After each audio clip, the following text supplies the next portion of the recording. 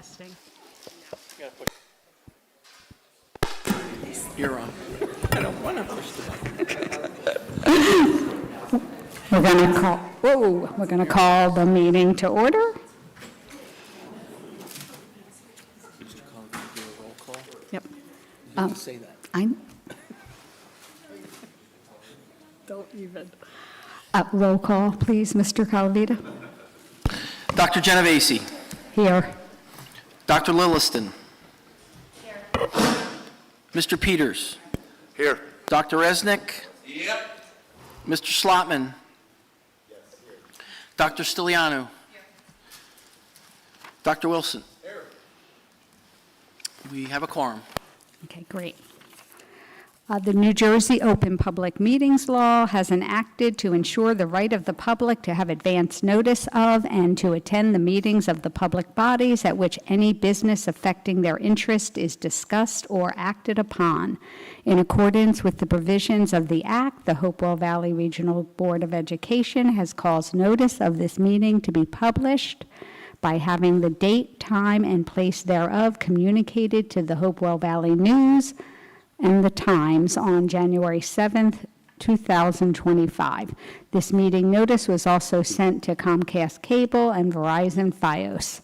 The board reserves the right to enter into executive session during all meetings of the Board of Education.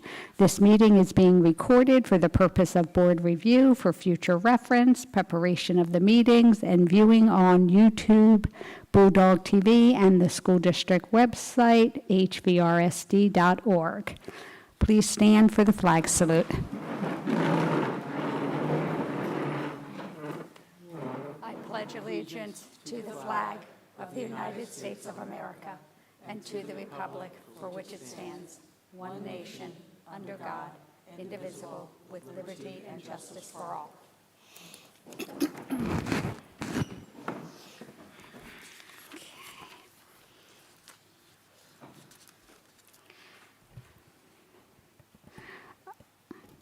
Where are we at? What are we approving minutes? Okay. Can I have a motion to approve the minutes from the August 11th regular meeting? So moved. Second. All in favor? Aye. Opposed? Abstaining? Motion carries. First report is from our report of the Central High School student representative, which we do not have here. Nope. Oh, we're going to invite Principal Riley up. That's my thing.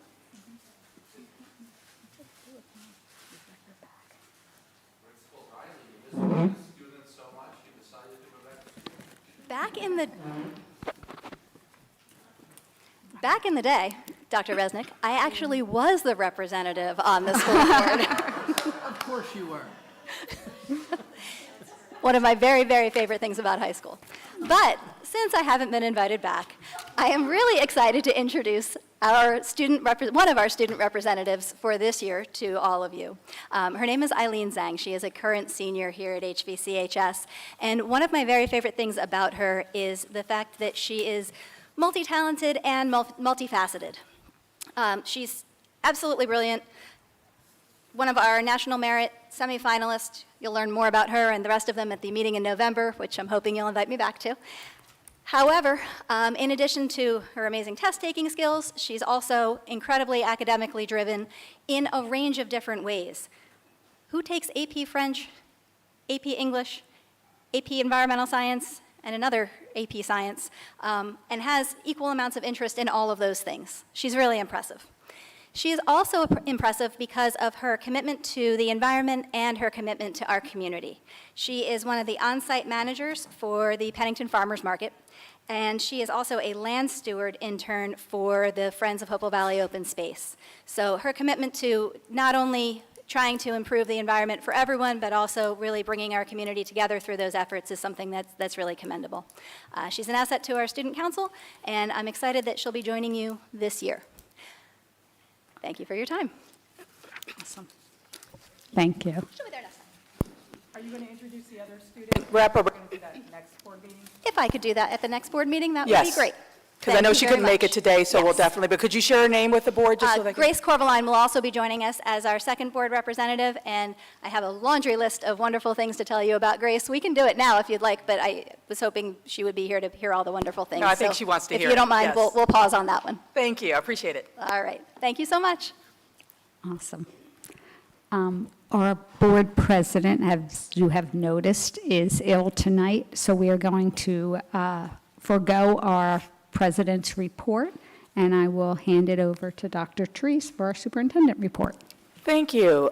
Before I begin my superintendent's report, I think our student rep just came in. Is she ready to give a brief report? She is, but in addition to everything else that I already told you about her, the fact that she just came here straight from tennis speaks again to the multi-talented, multifaceted, role.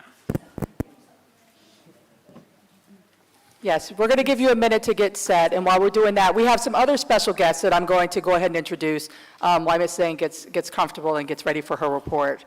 I know that many of you have been following the work that one of our younger board members, Mr. Kabadia, has been involved working with some of our government officials, specifically Senator Turner, to get an appropriation of $125,000 to build an accessible playground at Bear Tavern. And our community is so amazing, especially the Bear Tavern community, that they were able to procure the rest of the funds. Some community members and parents who are connected to Bear Tavern donated the rest. So we have Mr. Billy here to share a little bit about the donors today and the foundations that they represent.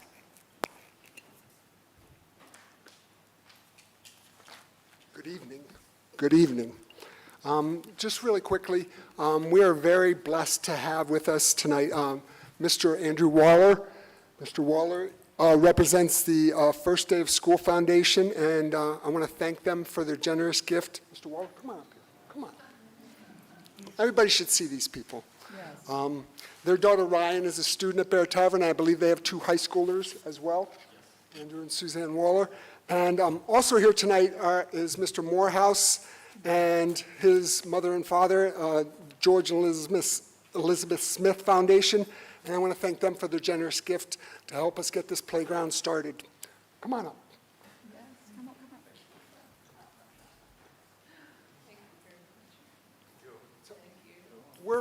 We're very lucky to have these people who just talk to each other and just say, hey, let's do something great for our school.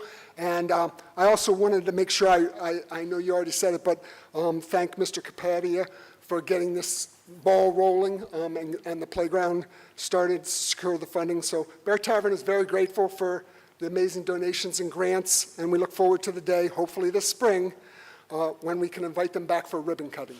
Yes. Absolutely. Thank you. Thank you. And if I could just give the numbers of how powerful this contribution was. $30,000 has come from the Smith Foundation, the George and Elizabeth G. Smith Foundation. $45,000 were from the Morehouses, and the rest came from the Wallers and the Schools First Foundation, School Kids First Foundation. And their work is specifically around helping students that have disabilities be able to have accessible experiences in school. So they and their children are going to be involved in helping to pick out the playground and help design it. So we're very excited about having the whole community involved in the playground design. So thank you so much, and thank you for your generosity and your commitment to our children. Thank you.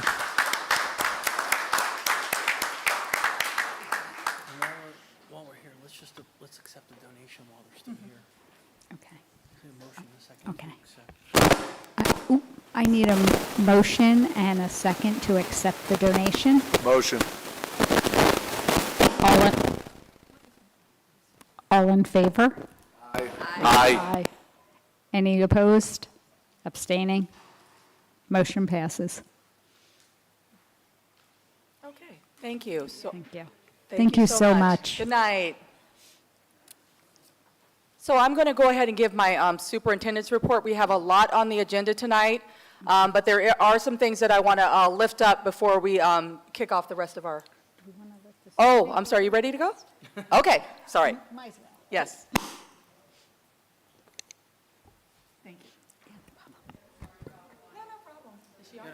Flip it over, Amanda.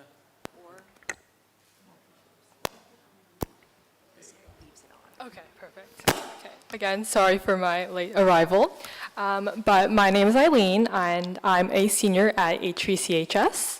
So in August, to prepare for the start of the new school year, we organized transition activities for our incoming freshmen and new students. These included a schedule walkthrough and open house, both supported by our Leadership Corps member and Service Learning Pathway students. Following the first day of school, the class of 2026 celebrated their senior sunrise on the Ackerson Field that Friday. School-wide, we held class meetings where we went through guidelines, attendance policies, and other expectations. Additionally, starting since August, the newly instated driver safety meetings for seniors to receive parking have all been successfully conducted.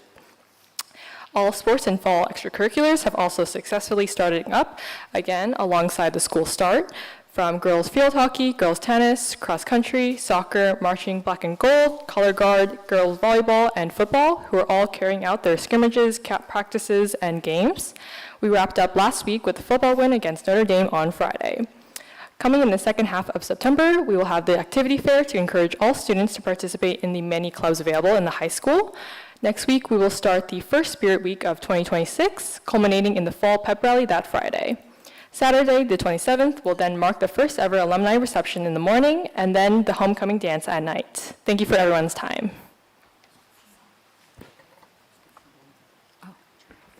Did you win today? Your tennis match? Was it practice or a meet? It was a match? And did you win? No? Oh, sorry to put you on the spot. Oh, not bad. Good showing. Very good showing. We'll take it.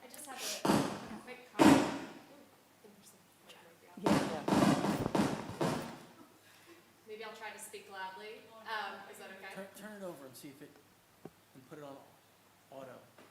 There you go. Okay, how's it now? Better. Better? Okay. Well, I just wanted to welcome you, Ms. Zhang, and just for folks who weren't aware, we actually modified our bylaws last year in order to increase student participation and really elevate and better integrate student voice into the board activities. So we're super, super excited to have you here in this enhanced capacity and look forward to involving you more in the activities and in the deliberations of the board. So thanks for joining us.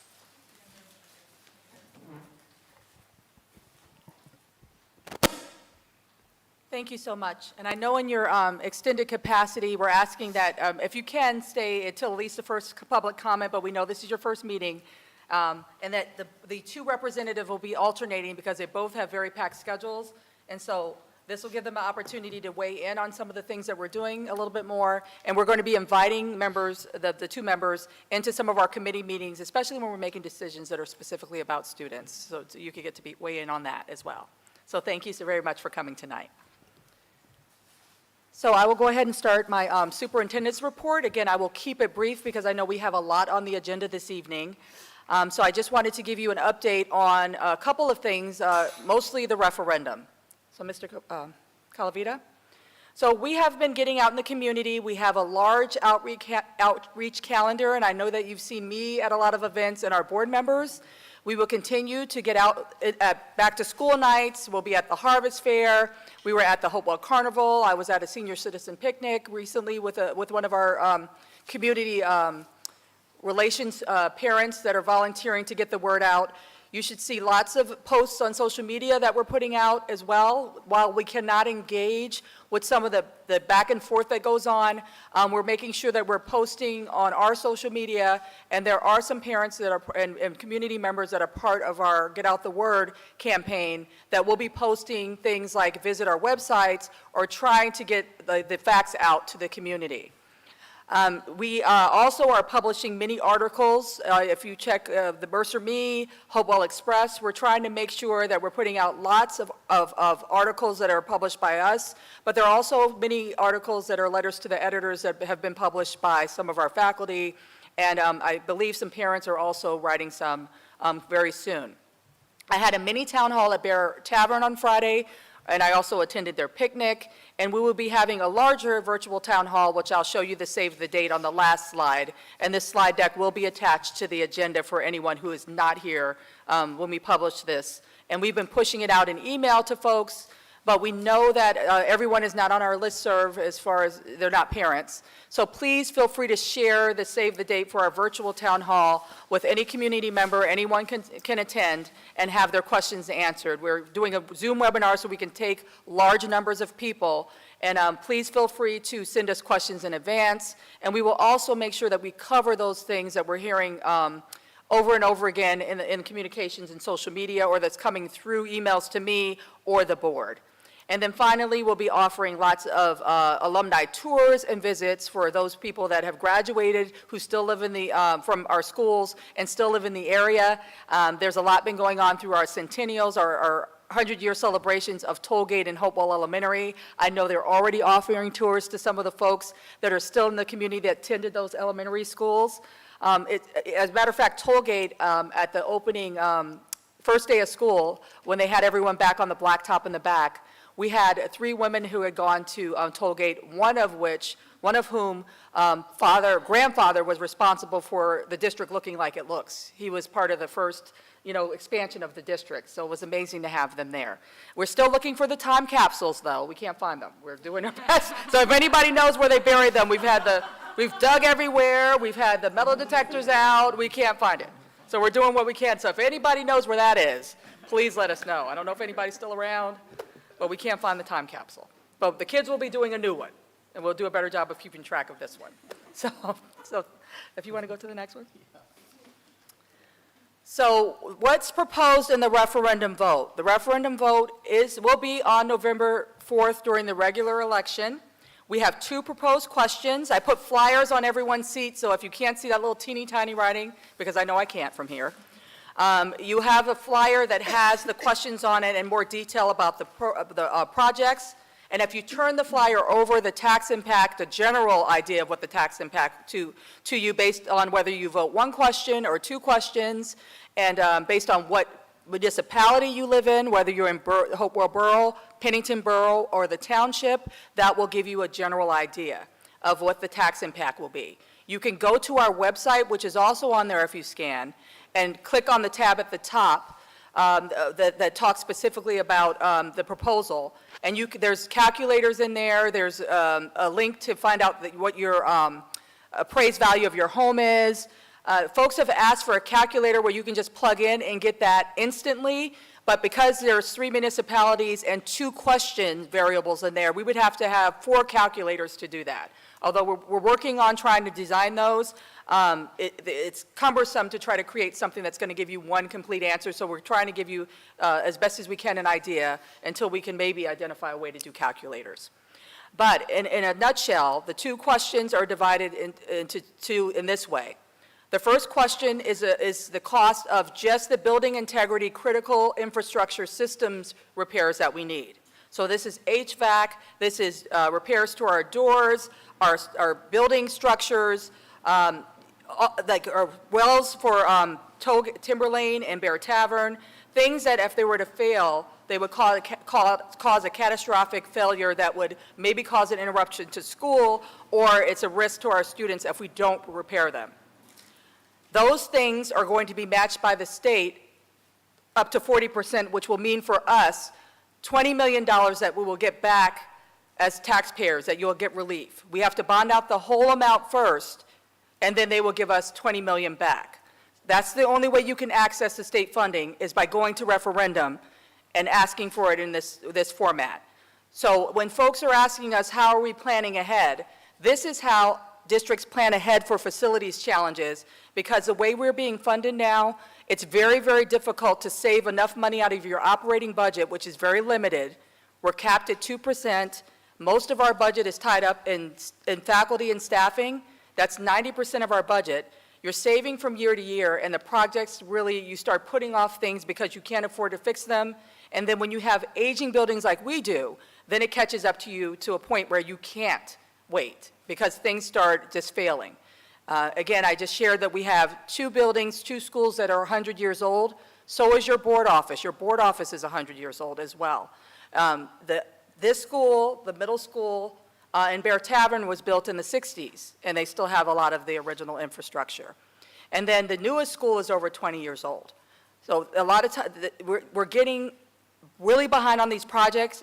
We were kicking the can for years because we did not have the funding, and it's getting away from us. Even when we planned, and our facilities director, who was here today giving you a tour of a lot of the work that was done here, he works very hard and with our BA, with our Finance and Facility Committee, to do long-term and short-term planning, and then it gets blown up with one unforeseen project, like the sewer failing at Bear Tavern just recently, like the well failing at Timber Lane that happened last year, like the water pump failing in the cafeteria here at the high school that happened the day before school.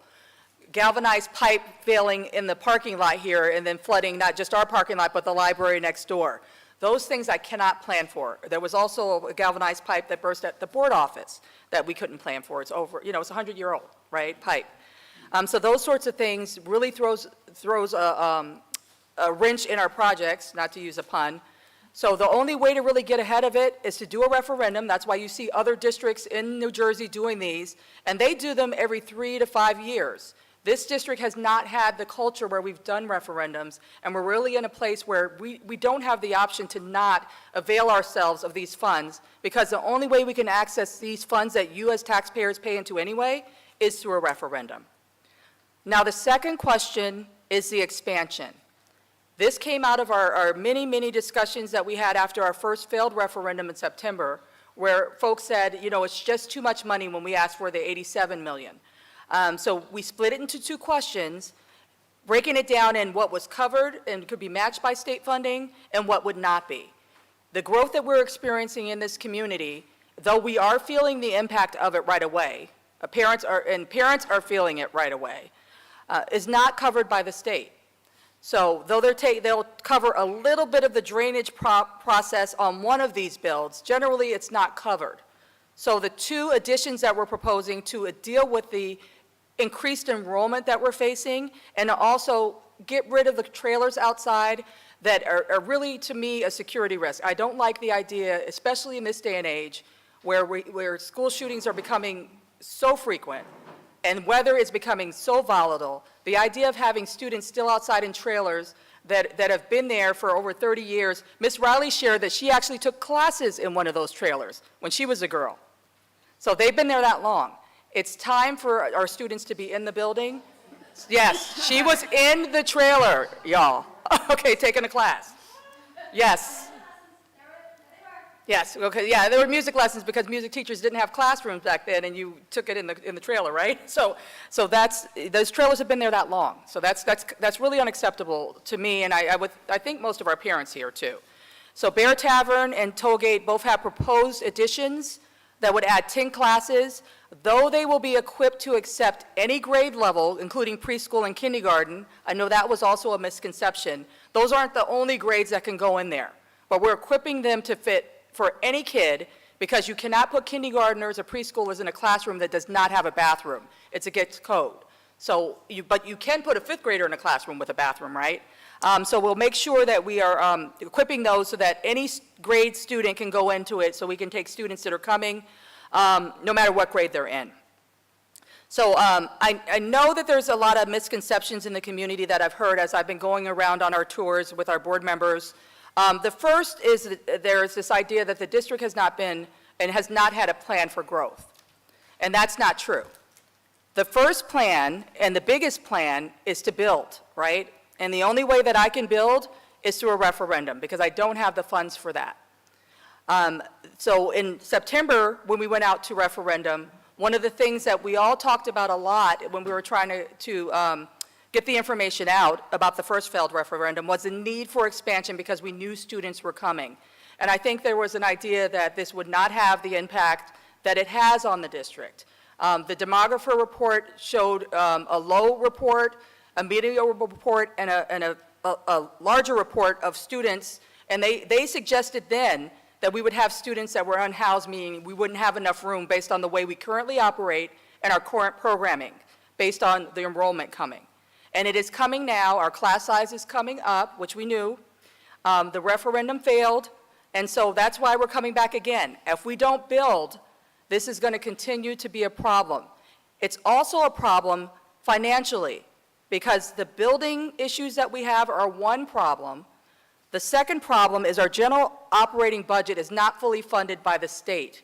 If we are capped at 2%, and occasionally we can get a health care waiver to defray the cost of health care, which we're going to talk about in a minute, or occasionally we get a waiver to defray the cost of enrollment, which we've gotten a little bit, but not enough to build or to address the number of students that are coming yet in a way that would allow me to add additional teachers. We are still struggling with inflation through the roof, with the cost going well beyond our budget. So in this, all last year when we were talking about budget, we really talked to you about the need to do some serious cuts and to increase class size, because we can't continue to do what we used to do based on the funding we're getting. So we did a lot of things that were uncomfortable. We talked about class size being one of them, and even if I wanted to split all the classes, I literally can't afford to split every class that's 24 or 25 or 26. I can't do it anymore. We can't afford to do it, especially since we don't know what's coming with special education classes, which we absolutely have to split. And that includes any inclusion class, a class that's mixed. You can only have so many students that are special needs in a class, even if it's general education, before you have to split it. We are literally running out of space in the building. We are running out of budget. The budget we struck in the spring is already in jeopardy. Mr. Calavita can share some of what we're facing with health care already in the first month of school. You want to talk about what the claims that we have just for the month of August? So we budget, our budget is increased last year about 15% in healthcare. You're talking, our healthcare budget is in excess of $20 million, okay? We're spending in the general area of $2 million a month in healthcare. Dr. Treese mentioned to me at one of her discussions this week that a resident said, well, why don't you just, increase co-pays or increase, the deductibles and things like that. Unfortunately, we are not able to do that. Our contracts are collectively bargained, and those are benefits that have been secured by those bargaining units, and that's a statewide issue. Governor Murphy also instituted something called Chapter 44, which was a law that kind of put like a placeholder for health benefits, and any new staff member that we hire is required to get those benefits. That does not sunset until 2027. So years ago, before Chapter 44, this district and all of our associations worked together. Mm-hmm. Unlike other districts in the state, we worked together to negotiate health benefits that generated savings for the district, but also, maintain benefits for the employees. We no longer can do that. The health benefit plans that we negotiated were less rich and more advantageous to both sides, enabling costs to be shared, but the governor took that away. So we have tried in the past to negotiate better health benefit rates and to keep costs down, but that's been taken out of our hands. So at this point, we are a self-insured outfit right now. I thank God we're self-insured, because if we weren't, we'd be paying the projected 38, I'm not joking, 38% increase in January that's being instituted by the New Jersey State Health Benefits Plan. So we will not be affected by that. But health benefits are, as a general rule, going up. I mean, the cost of delivering health benefits and health services in this country is going up. So that's going to be a huge part of our budget next year, and something that we don't have relatively little control over. So the plan, Yeah, sorry, go ahead. I'll just add to this. You don't need to believe Bob. Wall Street Journal just published an article that basically said that most private companies that do have significant negotiating power that we don't expect their cost of their health insurance to go up well above 10% in the coming year, as much as 20% for many, many large companies. This is going to be a killer beyond this district, but with a 2% cap on what we can do with operating expenses, It's a real killer for any school district. Now, this year, the state gave us an exception. So we were able to go above cap specifically for health benefits. But again, that's not it's one of those things that saves us from making very, very deep cuts, but it does have an impact on the property taxes of those. So ultimately, something else will probably have to be done about the health benefits issue. Again, as you mentioned it, I expect there to be a waiver for health benefits this year, but as you said, the impact gets passed on to our taxpayers. I will be meeting tomorrow morning with our health benefit consultant, who is talking about trends in the market, and we'll be sharing that or spinning that out to the Finance Committee on the 6th. Hopefully that's when we're going to meet. I'm going to miss that meeting, You can call just it. because I don't want to hear the bad news. Yeah. Well, And I would yes. like them to listen to me too, Alex, when you said that. Yes. So the plan is that we need to get the word out for referendum. I'm hopeful that it's successful this time because we have to see that expansion now if we want our parents to see relief. We have to see that now and start building sooner than later.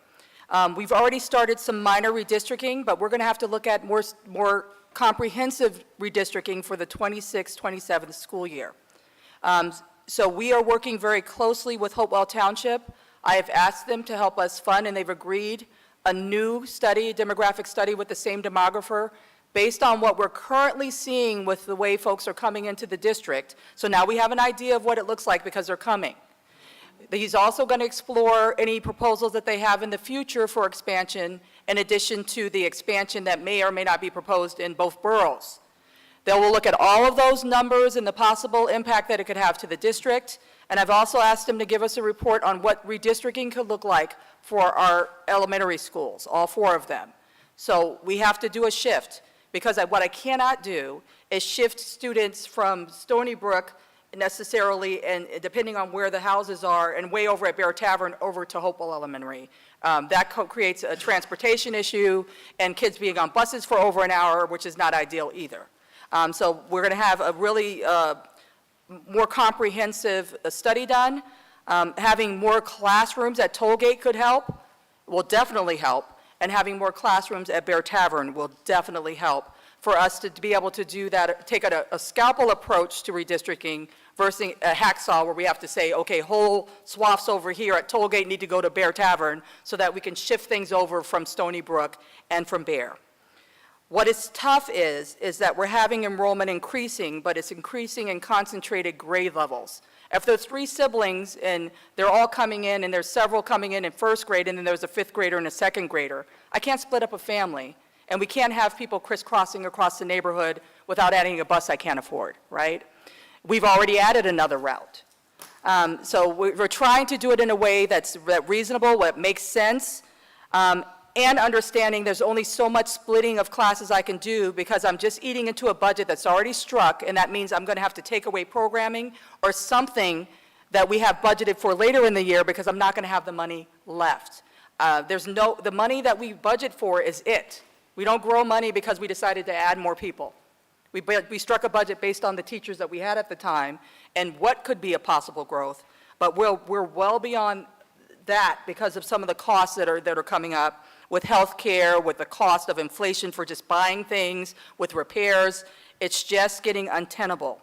So if we're going to release this pressure valve, we need this to pass. The first question, if it doesn't pass, then the second question can't, meaning we can't say yes to the additions and not replace the infrastructure. It would be like adding an addition on your house and you don't have a water heater, air conditioner, or any of that, right? So the first question is tied to the second question. A lot of people ask, why do we have it as a separate question if it's so essential? Because we listened to the community and you all said that you wanted to have a choice, and it is your choice. So we're leaving it to you in those 2 questions, but I'm telling you, if it were up to me, it would be 1 question, because I feel strongly, and I know our parents feel strongly as they're feeling it now, and as our schools are getting crowded, that they're both very essential. So I'm hoping that we all show up to support this, or at least get the facts and make an informed decision. So the final thing I wanted to be to talk about is the 16.1 million. There's some rumor out there that folks believe that if question 2 fails, that we'll still get the 16.1 from the township to build on Bear Tavern. The issue with the 16.1 that they've promised, and we're working on trying to draw up an agreement now with them, is they can't commit to anything until the litigation is done with Pennington Borough. That can be anywhere from a few months to a couple of years. And in the meantime, we saw what happened between the first referendum failing in September of 14 and September 14th and now. The inflation has made the referendum almost the same amount with less stuff in it. So that build at Bear Tavern is not going to cost 16.1 if we're still looking at this 2 years from now. And remember, I didn't have the promise for the first referendum, so now we'd have to go back and try to renegotiate again in a year or two to try to get whatever the new cost is. None of you will see that in the time your children are in the schools, right? So if we want something to happen as soon as possible, we need to have this now. And then we can work on, if they're bonding it out, if they're paying down the debt service, that will lower the debt impact on every municipality, not just Bear Tavern. We can figure out that if you all decide to vote this yes, and then we know where we are from there. So how can you help? Please be informed. I know social media is a quick and easy way, and people post things. A lot of times people misunderstand school finance or what we can do and what we can't do. Like, for example, recently a community member reached out about the tour buses that we're driving the kids to at the turf field. I know many of you were in the room when we talked about we have to bid out to get buses to transport our children to the turf field, and the tour buses were cheaper than the yellow buses, and we always have to go with the lowest bid. We always have to go with the lowest bid. And we don't have enough buses ourselves, and there aren't enough busing companies around anymore to run the kids ourselves. And we have lots of sports running from this building every day. So that community member, I was very grateful, reached out to me and asked a question, and he's like, oh, now I understand. If something seems like odd to you, or it just seems like it doesn't seem right, please feel free to email us and reach out, call. I will take a call. I will email you back. I'll come meet with groups of you if you want to pick my brain about something or ask questions. We're an open book. Everything that we do is done in open court for you all to see.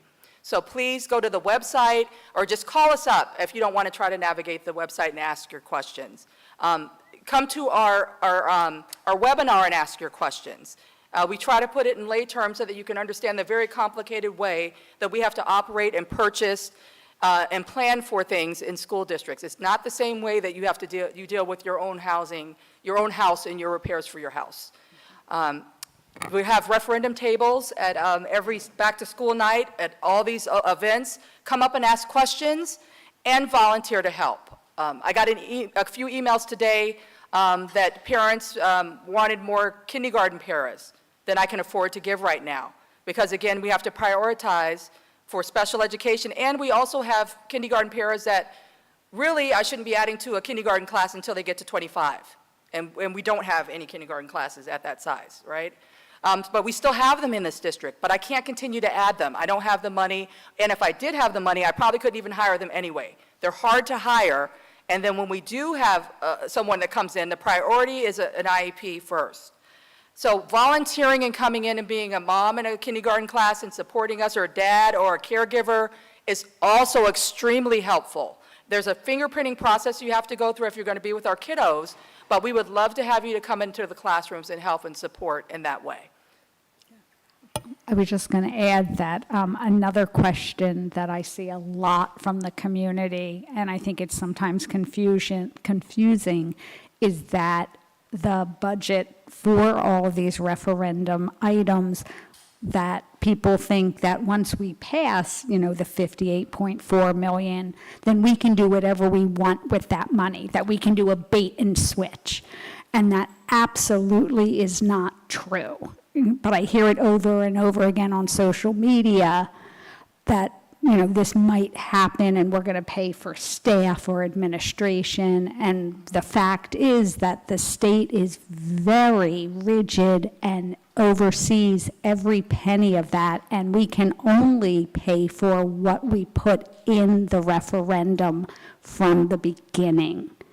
And so the referendum is for capital expenses that are completely listed out, and that money can't go towards, say, a teacher or administration costs. But it's a question that comes up a lot. Yes, it is. And we can't do it twice. So for example, if, and this is down the road, I don't know when this will be or if it will be, if the township, say, takes responsibility for the Bear Tavern build, if this is successful, and they decide, if we find the mechanism, because no one's ever done it before, to bond it out, we can't double bond it. There will be one bond, and it's either going to be under their purview, and they have it, and that relieves the tax impact, or we have it, and then they pay down the debt services on that portion of it. So we can't do it twice and do something else with the money. That's not permitted. You have to use it specifically for what you said, for it to be approved by the state, and they will monitor it heavily.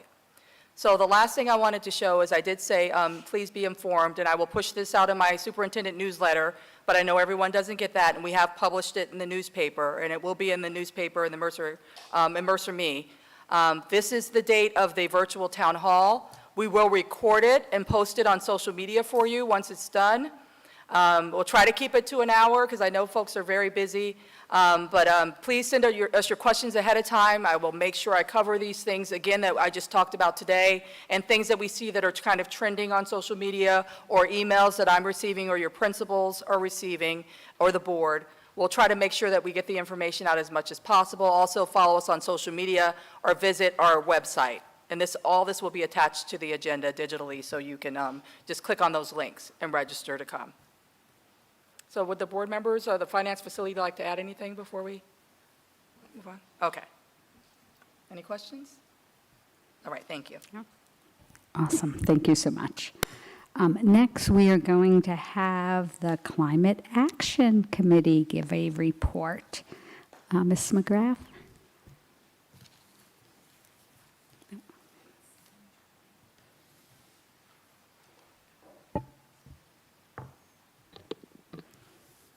All right, good evening. My name is Scott Bertel. I'm lucky to be the principal at Hopewell Elementary School. I'm also here joined by Ms. Carolyn McGrath, who is an art teacher at Hopewell Valley Central High School. And we're fortunate to be the co-chair of the Climate Action Committee here for the district.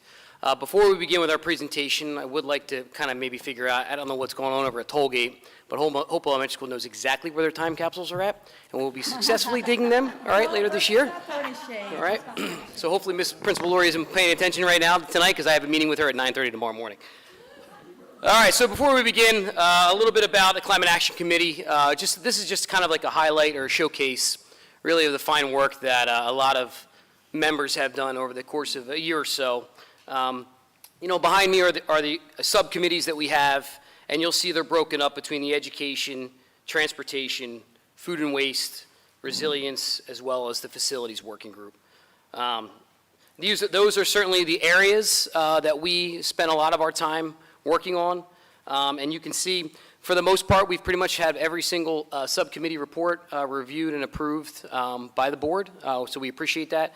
And we're looking certainly fortunate we're working with the facilities subcommittee hopefully this fall. All right, so our first area is education. I'm going to call up Ms. McGrath.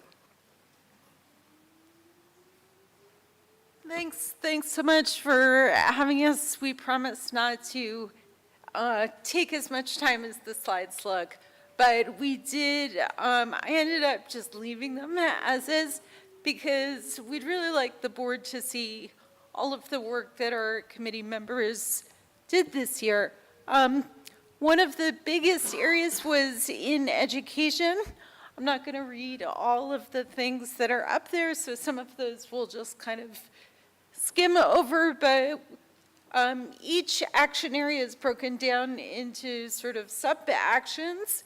And for the first action, the focus is on teachers, providing teachers with professional development. So just want to shout out Dr. Politzis, who was so instrumental in all of the work we did on the education subcommittee and making sure that teachers from the district presented PD to other teachers during department members.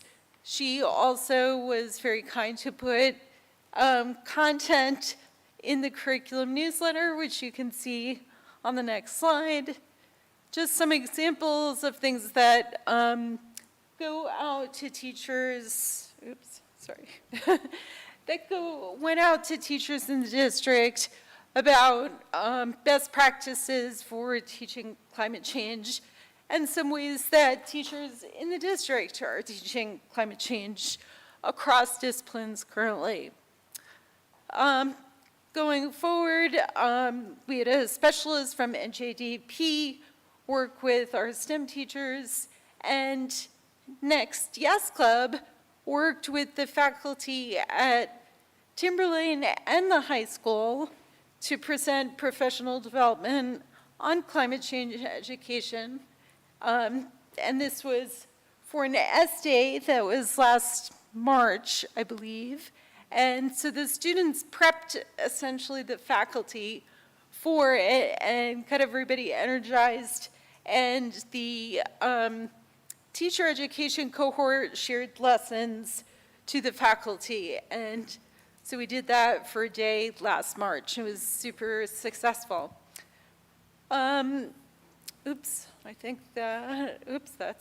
We did. Oh, so that was beforehand. That was to prep. But these are some examples of the S Day, which is a special schedule, activities. So some of the things you see here this was a culminating activity on the left where students had to pick different climate actions that they would commit to, and this was after a day of learning about different aspects of climate change, including solutions in their classes. This was something I did with my classes. It was an art-based activity. So some exciting news for professional development. If you could just go to the next slide. So we recently received the EPIC STEM mini grants from STEM Teachers New York City. It's not a huge grant, but it's $1,000, and that will be earmarked for professional development in the district for teachers, by teachers, just after school. And so we're very excited about that funding for that project for next year. In terms of curriculum revision, that's been happening on an ongoing basis. In terms of integration of climate change across subject areas, I'm just going to summarize. There's been a lot of conversation Dr. Politzis has led, making sure there's vertical articulation across grade levels and subject areas. And next slide. Culminating in specific teaching of climate change in freshman biology, 6th grade science, 5th grade science, and elementary STEAM exploratories. And there's a new elective at the high school, which is ecology, which has a service requirement, which we're pretty excited about. We continue to support Green Week experiences in all schools. You all saw that awesome presentation by the students. And Dr. Patel and I met with the Green Team leaders, and one of the things, the teacher leaders, one of the things that we're trying to do is coordinate better across the schools, and also to support those teachers, so providing funding opportunities and so on. Green volunteering opportunities, I had a lot of students working on this with our counseling department. So they updated our Climate Corps website, which you can link to through the counseling department website. And they also created this volunteer sheet, which got shared out by counseling, and it's volunteer opportunities for students. One of the things we want to work on going forward is connecting students more with career opportunities as well. School gardens, you know that we have gardens at all of our schools. I just took this photo today of the beautiful school garden at CHS, and talking about ways to support the garden teachers. So we facilitated a meeting again of all the garden club advisors, and also created a document with resources for those teachers, trying to connect them both to funding as well as community resources and support. And finally, establishing outdoor learning spaces, which is, we're sort of in the beginning stages of that, but to complement outdoor education. And one of the things students in Yes Club did was create this document for teachers about kind of dipping your toes in the water of teaching outdoor education or integrating it into classes. And I will turn it over to Dr. And that was the longest section, so thank you. Thank you, Ms. McGrath. So the next area in our climate action work certainly is our transportation, with the overall goal of eliminating carbon emissions and pollutions caused by certainly our district transportation. So as you can see, action 1, trying to transition to zero emission for our school buses. With 2, certainly incentivizing school bus riding and carpooling. And some of the work we've done with that, our Yes Club has been instrumental, certainly in trying to get the word out, especially a survey. So moving along, we actually had the survey. We have some of the results here, which the board is privy to certainly all of this information. But you can see just in general, you know, how often you pick up your children from school in your personal vehicle in the afternoon. You're going to see, you know, nearly 20% every day, you know, 15% most days. So that's, you know, a little over 35, 36% of just families right then and there individually picking up their children. All right, so again, just a small little sample of the survey that was given out. Our next, actually, the next slide is just the documentation and communication of just ways to be eco-friendly. You know, I certainly shared it out in my school newsletter for Hopewell Elementary School, and I know some of our principals are doing the same, but you're going to see this flyer just encouraging our families to just be eco-friendly to and from school, whether it's with refillable water bottles, you know, zero waste lunch, things of that nature. You're going to also see those wonderful no idling signs up and around campus. So please, if we can encourage our family members picking up and dropping off, just to kind of as a constant reminder, just to be certainly eco-friendly throughout that opportunity. Action 3, promote biking and walking to school.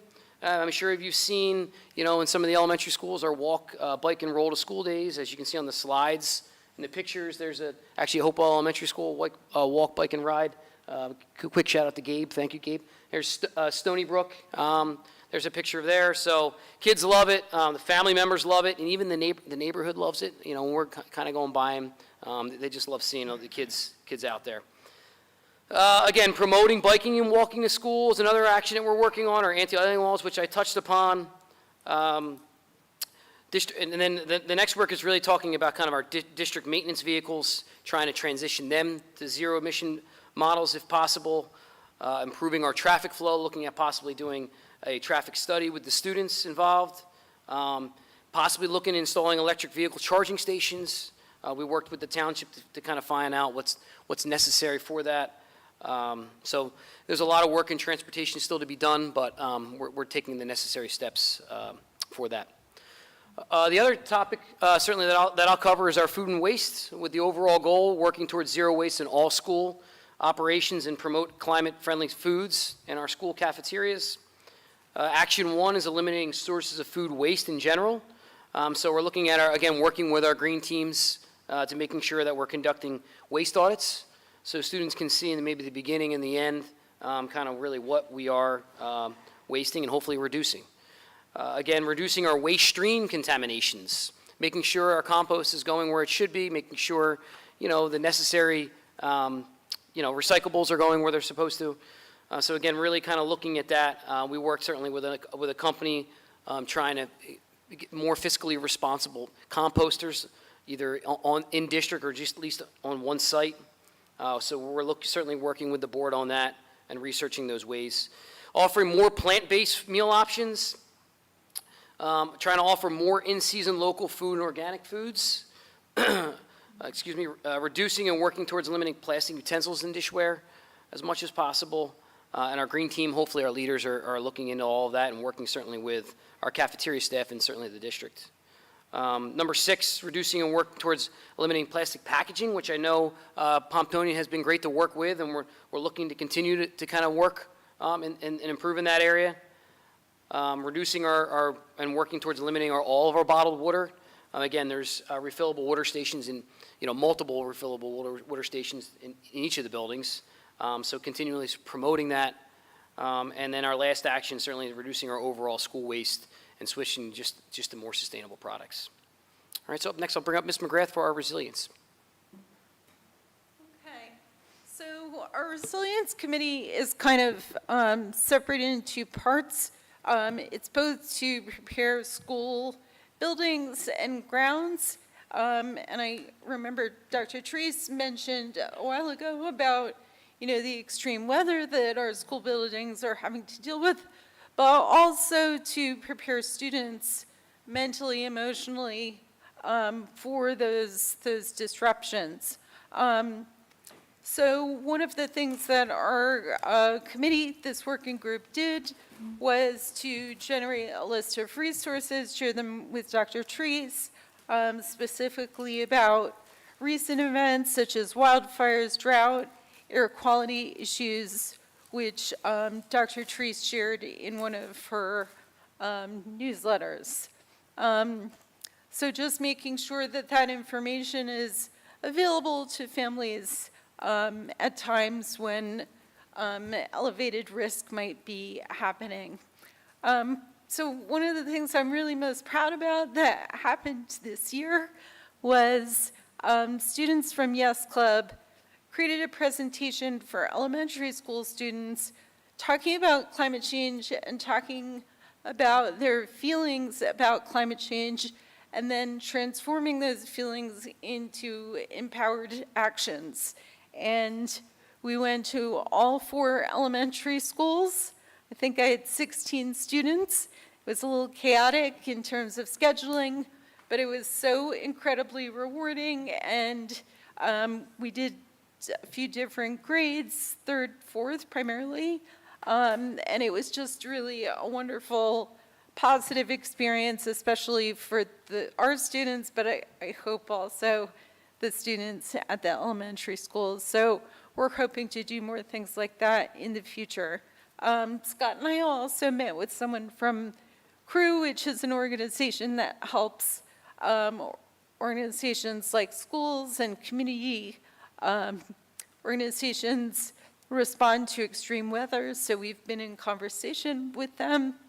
And that's it for facilities. I'm going to turn it back to Scott, and then I'm going to jump on at the end. So again, this is the last area that we're looking to work with, certainly the board getting approval on.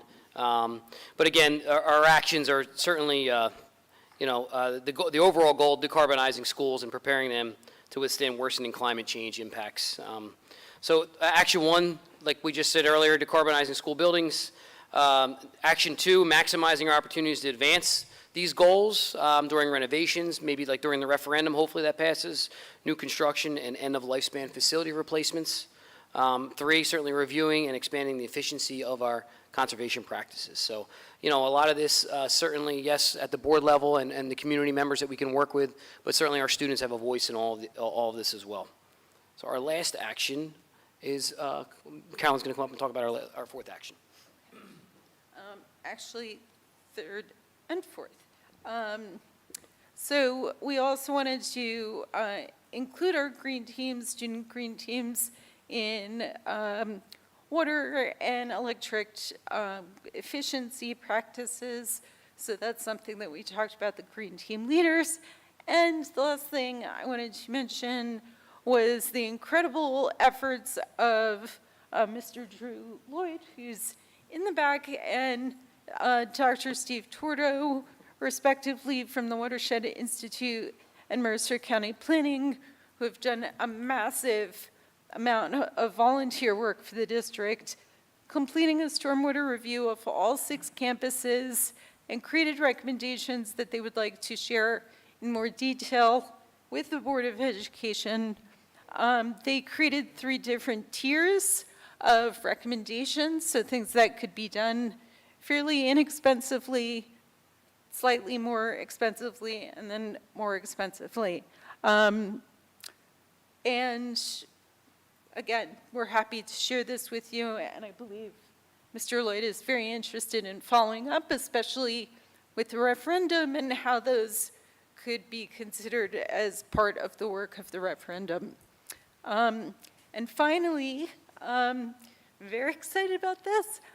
So we applied and received a climate resilience grant from the New Jersey Department of Education for $30,000 plus, a little bit more. And this will support the installation of new or additional rain gardens at each school, which is going to help with stormwater management. This includes hands-on lessons for students. A team of teachers met over the summer. We created curriculum that's based on climate solutions for stormwater. We have a partnership, a free partnership for PD for teachers in our district and Monmouth, as well as cooperating schools like Rutgers, and we're partnering with the Watershed Institute. And so these are some photos of the work we've done. We already started, it started in June, and we're really excited to continue that work. So thank you for your time. Thank you.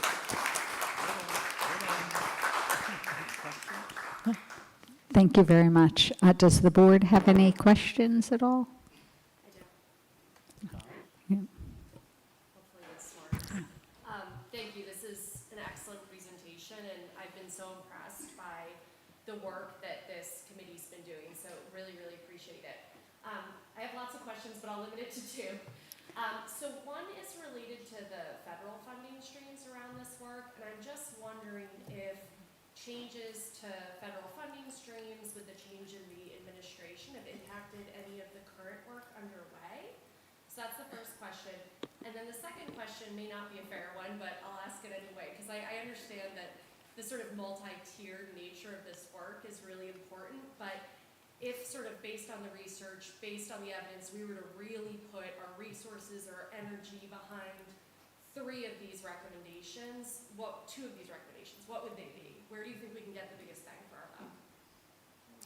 So to answer your first question, the big beautiful bill eliminated quite a bit of funding from the Inflation Reduction Act.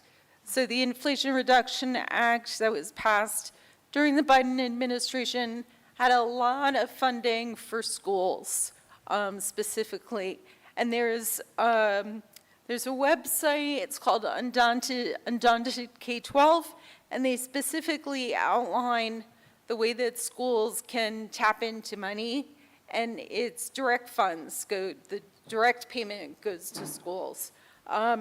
My understanding is that not all of those programs have been eliminated. So for example, ground source heat pumps are still covered by like 50%. This is not under that, but the federal electric school bus funding is still in existence for at least a couple years. So it's mixed, but it's not affected anything that we've done, mostly because the big stuff has been facilities and transportation, and those are big ticket items, and they have to be, kind of worked in at the right time. So they haven't affected anything currently. Yeah. And what was your second part? Oh, that's a tough question. I think that we've focused on everything that we can do on our own. And I think with the help, of course, of lots of administrators, Especially, I just want to give a big shout out to Dr. Trees and Mr. Calavita. You guys have been very supportive, but all of our administrators have been very supportive of this work. But yeah, we've done as much as we can without kind of board involvement of like making big decisions. So I think it would need like more board involvement to determine like where you want to place your priorities. So I have a question for you guys. We now have in the district an organization that's kind of focused on this as fundraising in the green PTO.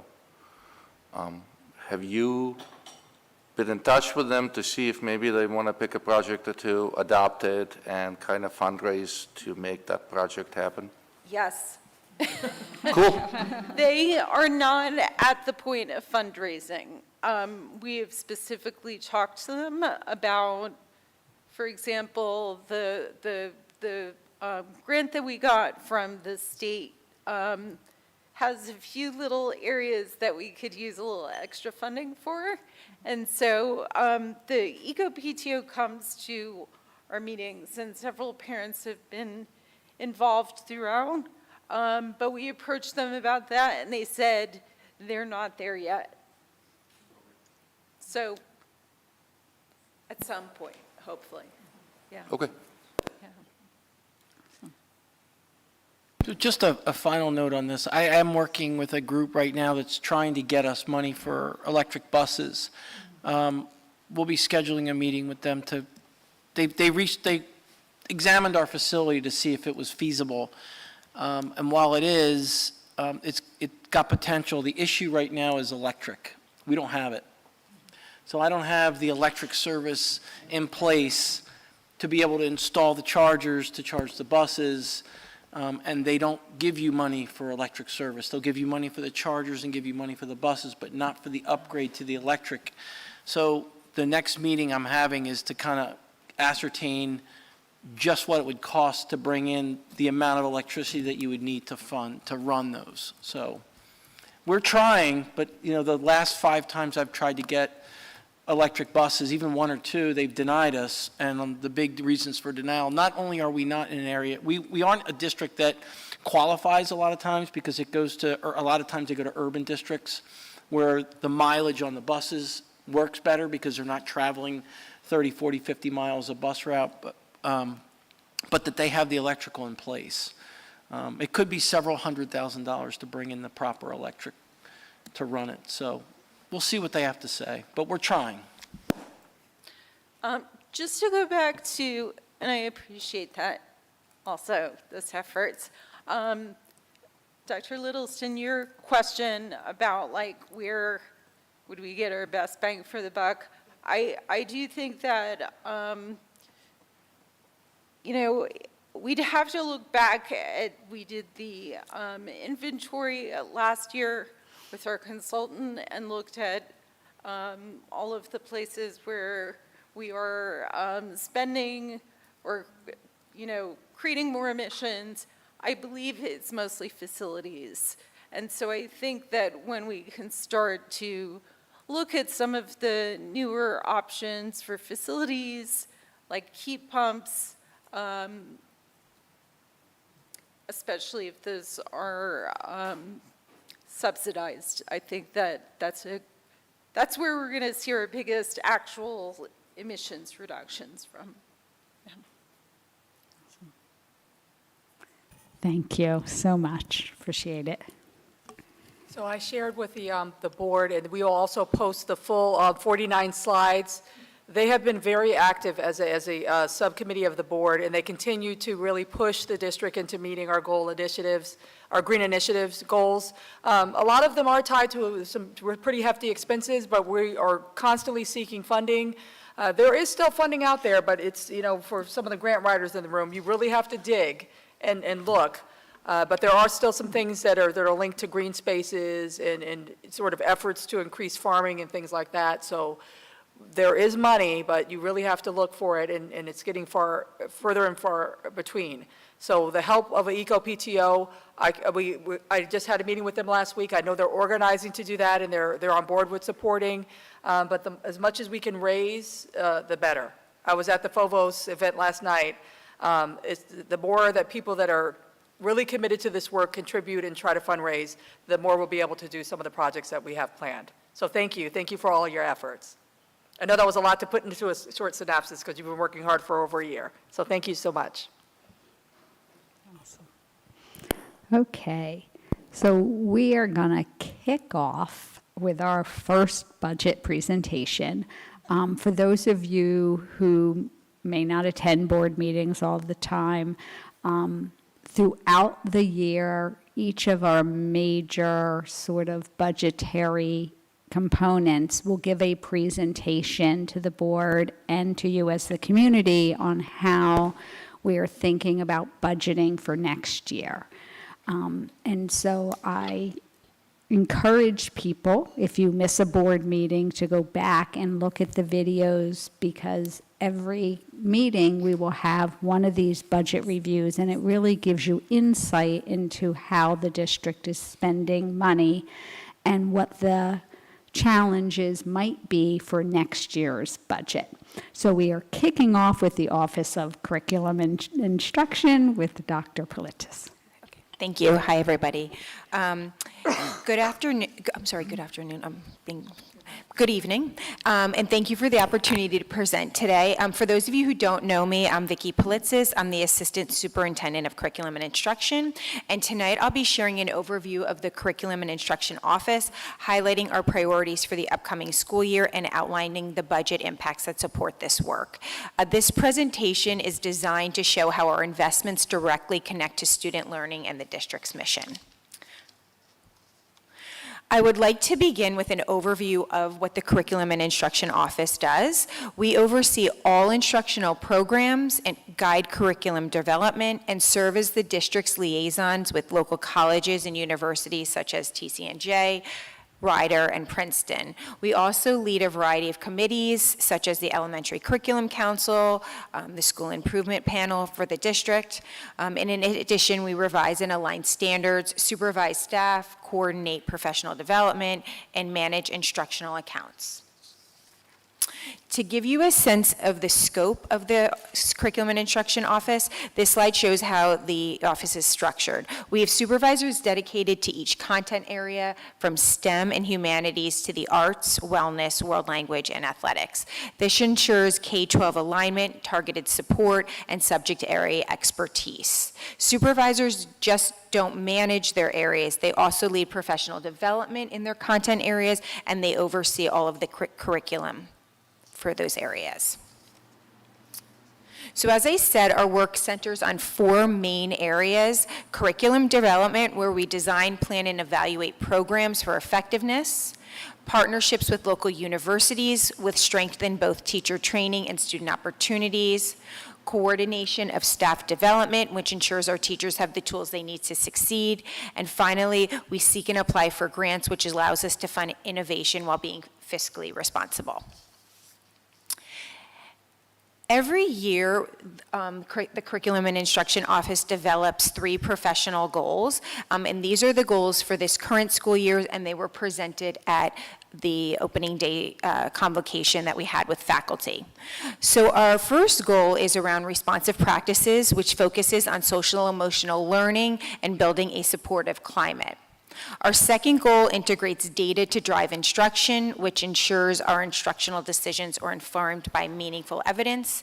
And finally, our last goal is strengthening Tier 1 instruction and our multi-tiered system of support, which emphasizes high-quality core instruction and interventions. These goals are interconnected and grounded in both student needs and state priorities.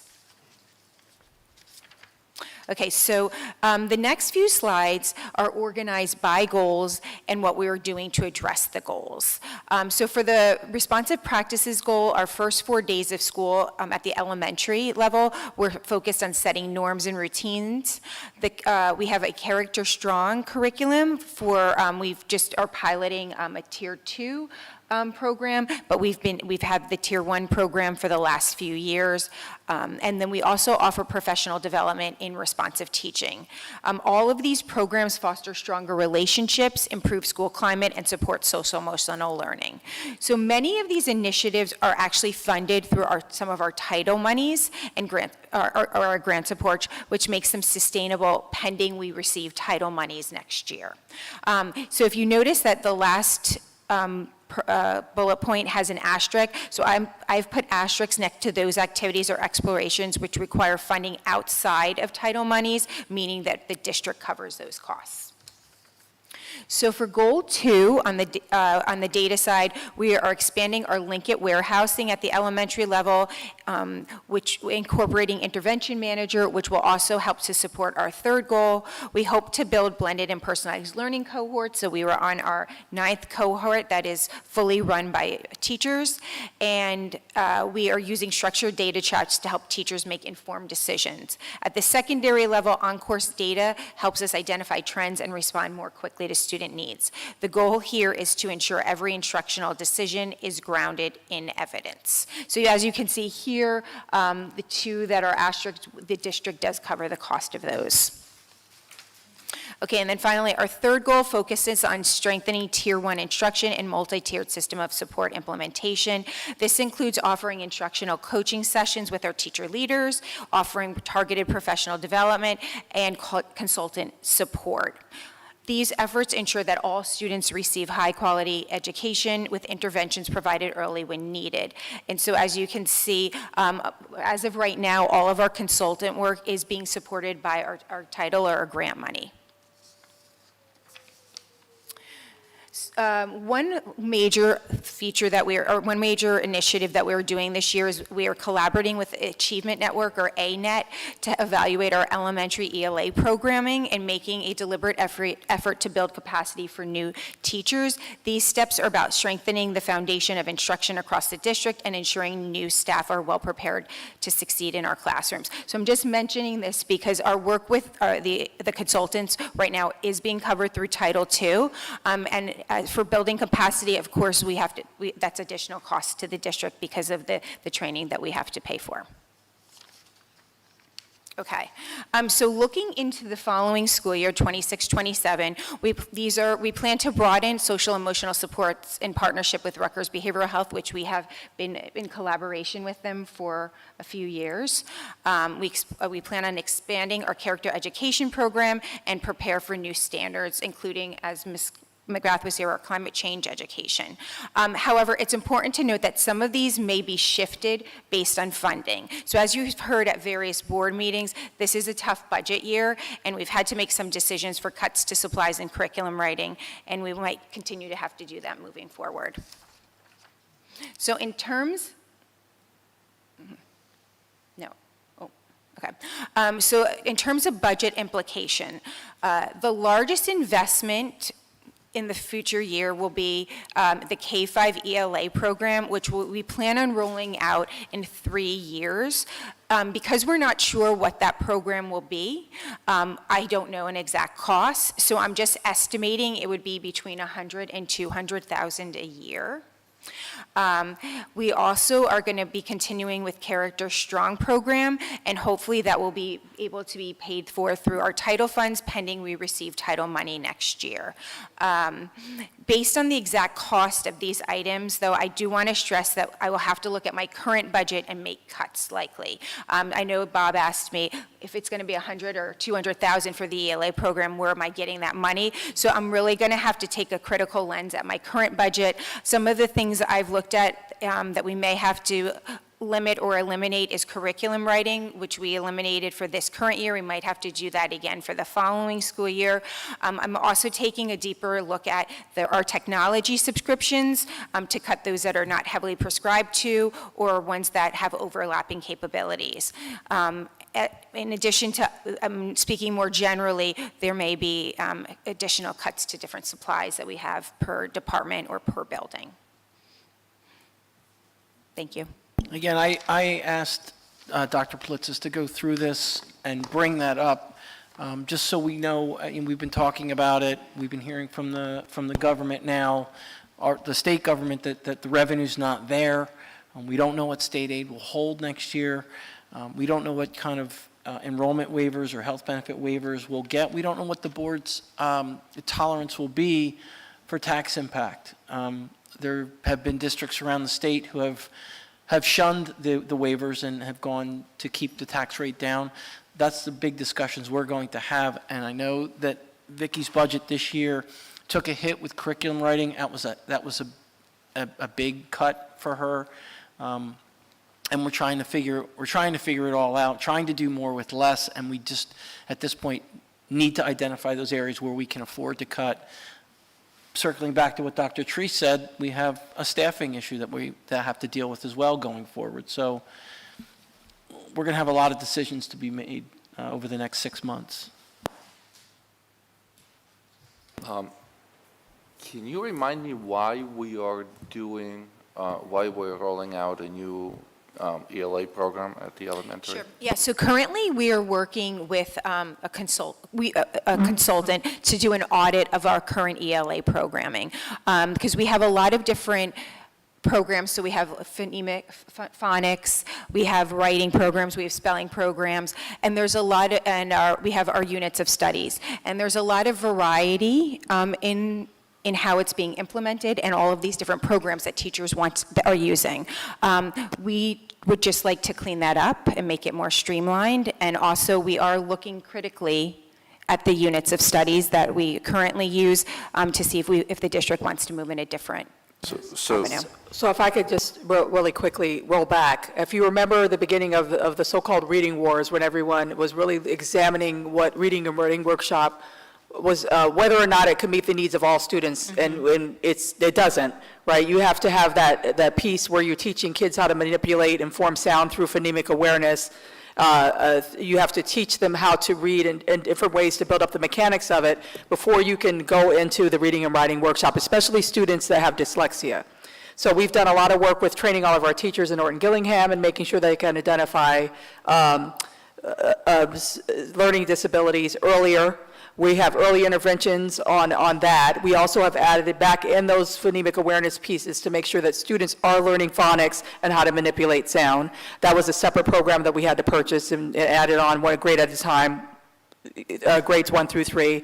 However, reading and writing workshops still had amazing components, which is teaching kids what good readers do and to teach them reading volumes. So you have all these separate programs that someone needs to come in and examine what do we need, what don't we need within the minutes that you have to teach language arts and make sure it's streamlined. So what we don't want to do is buy a new program, because we've already invested in a lot of great programs and added reading programs and writing programs, but we need to make sure that we're meeting the state standards and also the needs of our students based on what we already have.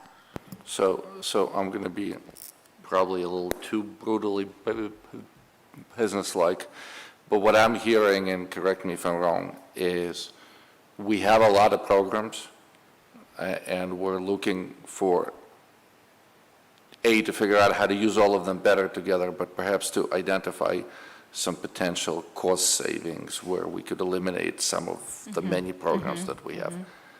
But at the same time, we're going to spend $100,000 or $200,000 doing that search. And so my question is, will we actually get a return on investment, right? Will we get savings in excess of $100,000 to $200,000 on the tail end? And if we don't, can we just continue letting teachers use the programs that exist in place and not spend that money there? I think a lot, Dr. Treese, if you don't mind, a lot of that $100,000 to $200,000 is due to the training that the publisher of whatever company we go with provides, and that's very expensive.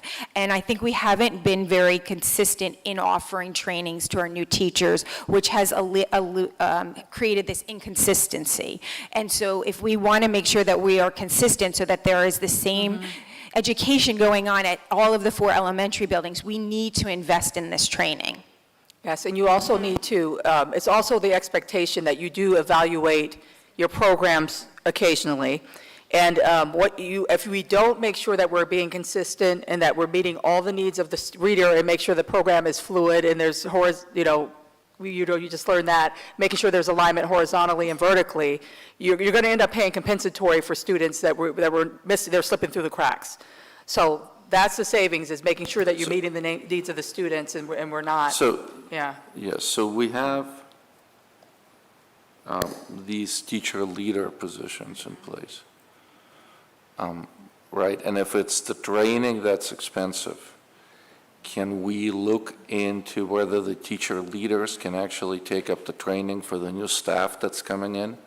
Again, as opposed to going out and paying these guys $100,000 to $200,000. We have been doing that, but for the programs that we currently use. So and if we adopt a new program, like the teacher leaders are going to have to be trained on that program as well. So, right, so we're going to build capacity essentially within the district. Yeah, I'm not trying to pick on you guys, but I'm going to start getting really cheap in this kind But Alex, just to give you an idea, when we did the Envision program, I think it was like 300,000, right, Bob? Okay, over two years, maybe? Yeah, and so, I mean, this, like, what on budget is not unheard of. It's just, it's expensive, yeah.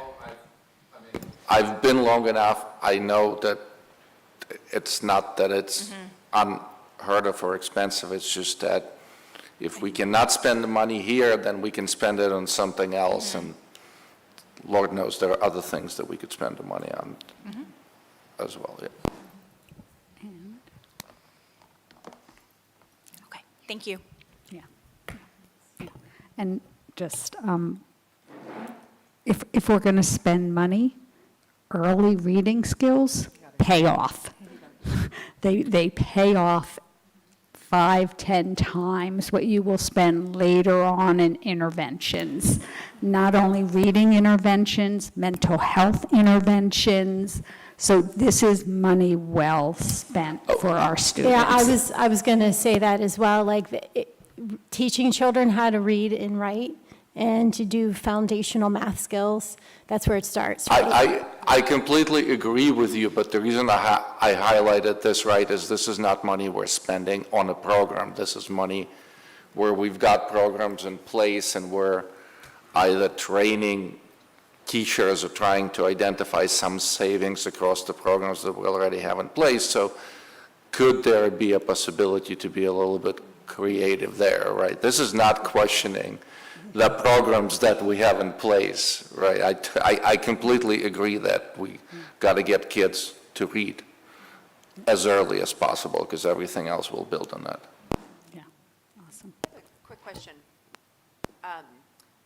Right, I know the state has been very concerned with elementary ELA outcomes post-COVID across the state. And they have, I think, their own kind of initiative right now around that. Does any of our work kind of align with the state, or is that separate? Can you just tell me maybe a little bit about that? So the state has really put in to effect like different regulations that we have to follow, like in terms of the like when we have to do dyslexia screening, how many times a year we have to do benchmark assessments, notifying the parents of the benchmark assessment results. So it's more of things that we've been doing. We just have to add to some of the things that we've been doing, but that won't really impact the programming, because the assessments that we currently use, it's already in the budget. But again, we are using these consultants to do an audit to see if we can be using our resources more effectively. So if we use one program for, let's say, benchmarking, and it has multiple capabilities, well, we could potentially use that for other factors and then have a cost savings. Awesome. Any other questions? Thank you so much. Okay. We are going to enter into public comment, and this is on any items of interest. Members of the public are invited to address the board on any matter for a maximum of 3 minutes during this portion of the meeting. You're asked to state your name, address, and municipality. In response to your comments, the Board of Education may respond, direct the superintendent to do so, or direct the superintendent to do so. The board may also opt to take the matter up at a future meeting so that the matter is researched by district administration.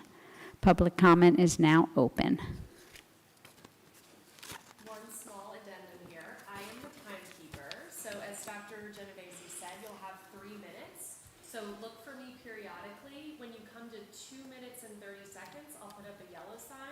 And then when you reach the end of your 3 minutes, I'll turn it red.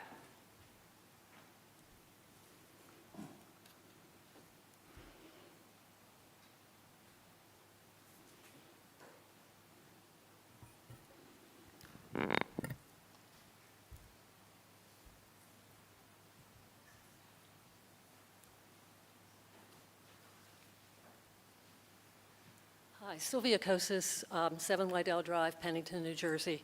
I have 2 questions tonight.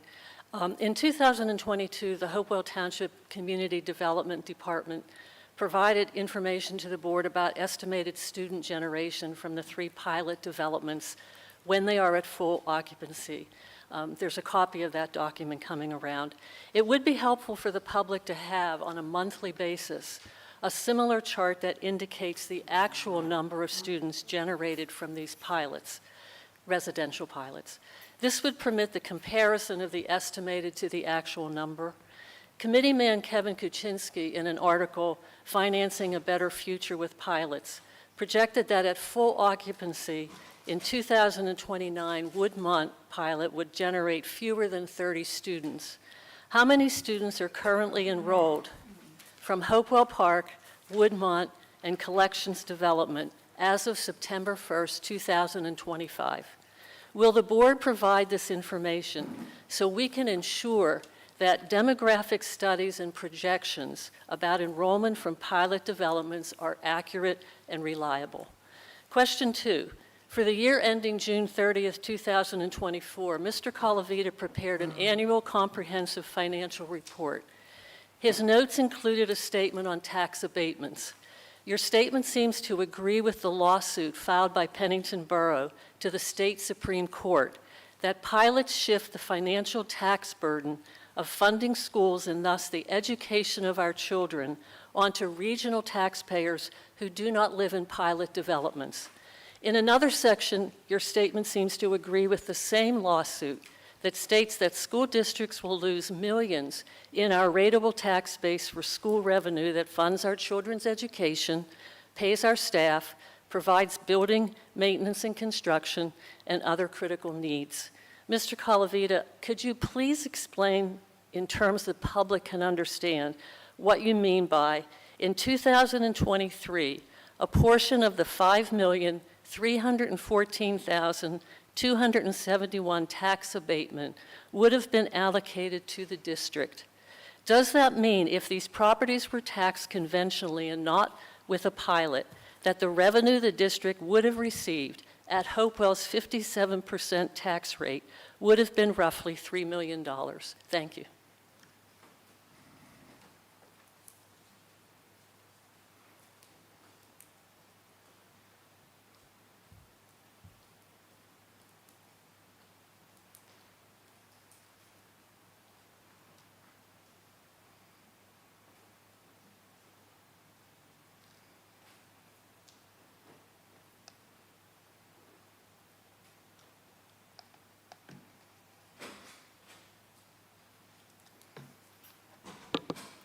Hi, my name's Christine Rule. I'm from Hopewell Township.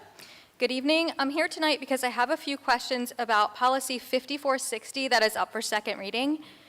For those who are unfamiliar, this covers our high school graduation requirement for classes such as math and English.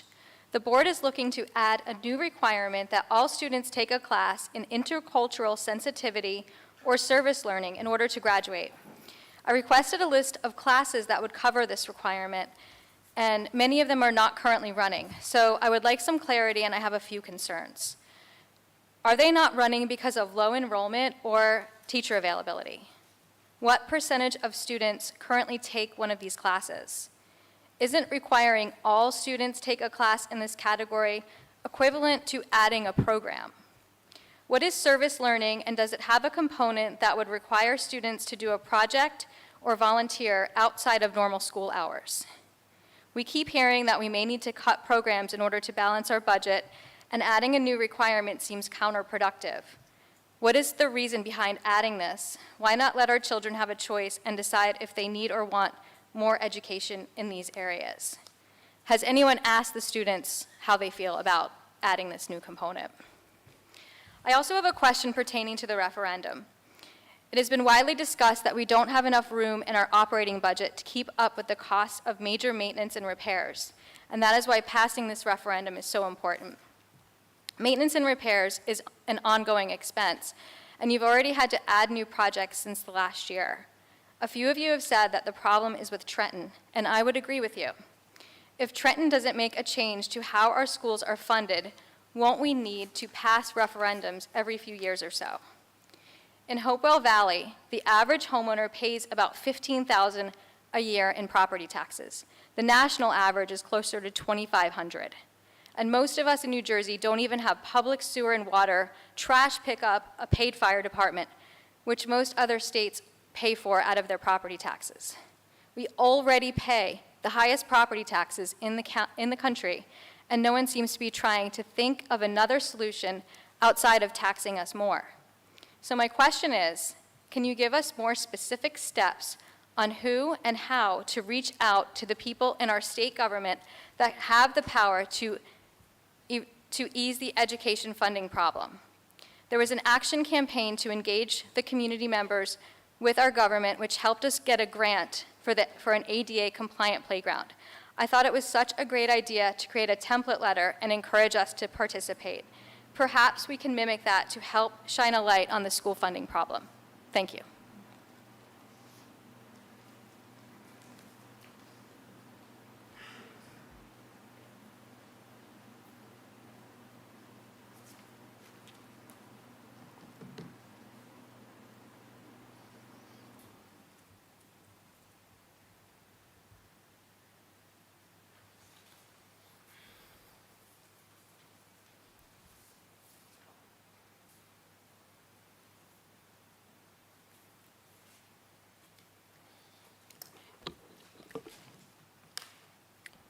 Good evening, Dr. Trees and members of the board. I'm here because I'm deeply concerned about the current kindergarten class size of one teacher to 23 5-year-olds, which is the current ratio today. This ratio is unreasonable and inconsistent with the standards of a blue ribbon school district supported by some of the highest property taxes in the state. Kindergarten is a foundation year. At this critical stage, children are developing social skills, emotional confidence, and academic readiness. Expecting one teacher to effectively manage and support 24 young learners is simply impossible. For comparison, just a few years ago, kindergarten classrooms at Stony Brook had much smaller class sizes with the added support of a paraprofessional. That model worked. Today's reality does not. 5-year-olds are expected to change themselves after bathroom accidents with only oral instructions through a half-open door, while the teacher might simultaneously care for 23, 24 other kids. This is unfair to the teacher, and it is deeply inadequate to the children.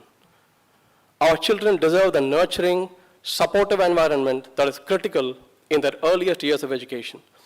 The track record of our elementary schools is a result of the supportive environment in the years past. A change to that proven model disadvantages our children, especially our youngest and most vulnerable. I call on the district and the members of the board to take immediate steps to resolve this issue by adding a fully dedicated paraprofessional support in every kindergarten classroom. Thank you.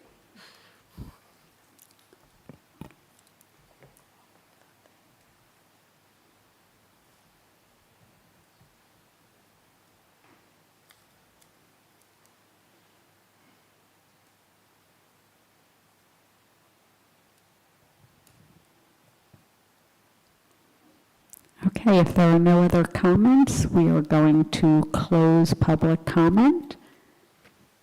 And Dr. Treese, would you like to address? Yes, I'll start with Ms., from the top, Ms. Kosis. As I shared in my superintendent's report, we do have the demographer that's going to give us the exact numbers that are coming as a result of the pilot, and also a projection of what that will look like moving forward. And we're going to need those numbers sooner than later, so yes, we'll have that report to you. I can assure you it's more than 30. Stony Brook, in the first week of school, had 45 new students, and you just heard from a Stony Brook parent tonight about the class, and the impact of the new enrollment.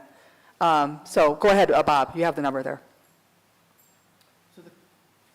The collection at Hopewell, behind ShopRite, 46 students. Ford Circle, 70 students. Hopewell Park, 162 students.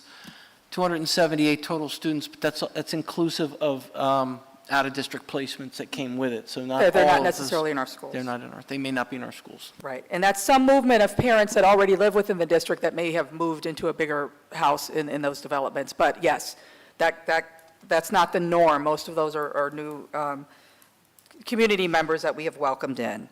In terms of, I'm going to just jump down to Stony Brook, and then I'm going to pass it off to Bob for the tax abatement question, because it ties in. The largest kindergarten class in Stony Brook is 23, and there is a kindergarten para in there. The state code requires that when I hit 25 in a kindergarten class, I need to reach out to the executive superintendent and add a para, one para.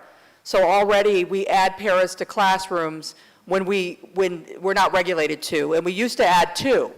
We can't afford to do that anymore, which is what I shared at the beginning. So while I know that this is not something that we are used to in Hopewell, and I hope that we can move away from with figuring out how we're going to fund our schools, but with 23 and a para, that is well beyond what the state requires, and it still is acceptable class size. And I would also argue that our teachers are very skilled and strong enough to handle this class size of a kindergarten class. 23 is not something that I would panic about, but I am watching my primary grades as best I can, kindergarten, first grade, and third grade, to try to make any adjustments I can. So there are other sections there, and she would need to move things around, and we may have to, and if a special education numbers increase, I might have to split a class. So that's something that we absolutely will have to do, and add additional paras if we can find them. In terms of the tax abatement, do you want to answer that question? Not really. I think, I can't, the way the taxes would be calculated, and I have to really go through what Mrs. Kosas is saying here, but the way the taxes it would have to be a complete restructuring. That money that is abated, we're a regional district, so the percent share would have to change.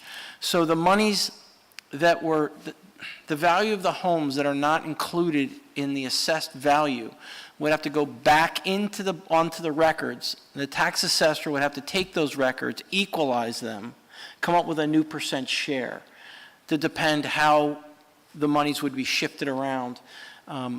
Conceivably, my thought is that if this money was to go back on the records, Hopewell Township would be assuming a larger portion of the tax than they would now. The math that she's done, I'm not sure that's going to work. It doesn't work that way. It's just it's a formula of equalized valuation and versus assessed valuation. But it would, and that's the whole argument that's going on these days within the boroughs, is that because of the money that's removed from the tax rolls, that shifts the percent share and forces more money to go to the boroughs and less to go to the township. So, Ms. Rule, we're going to be discussing the graduation requirement, but Principal Riley is here, whose hands are very deeply in the schedule. Do you mind us putting you on the spot just really quickly? If you would come up to the mic. So in terms of the graduation requirement, and I know that the board chair of the policy committee is talking specifically about this, and you've given us a list of classes that we currently have that would fulfill the requirements of both the service learning and or if somebody decided to take a cultural competence course, and we can list those later. But could you talk to us a little bit about why certain classes are running and why they aren't? Yes, on the list that we had provided, there are several classes that aren't running. Some of them run on an alternating basis. Others run depending on the projected enrollment for the year, and some of them run depending on different scheduling needs. We actually have a course on the list that was taught by a teacher who became a supervisor, then went to Timberlane. He is now back at the high school, and so we'll be adding that class back into the rotation next year, depending on staffing. So I think all of those factors contribute to why courses are listed but aren't necessarily running at this point. So can I also ask? Could I just add to that, because I think there was also a follow-up question around cost and then the percentage of students who are already fulfilling this requirement. And so I think in our discussion discussion within the policy committee, right, we discussed this new requirement at length because there could be logistical concerns or other cost concerns related to it. And I think at that time, Ms. Riley indicated there'd be no additional costs because these are courses that already exist.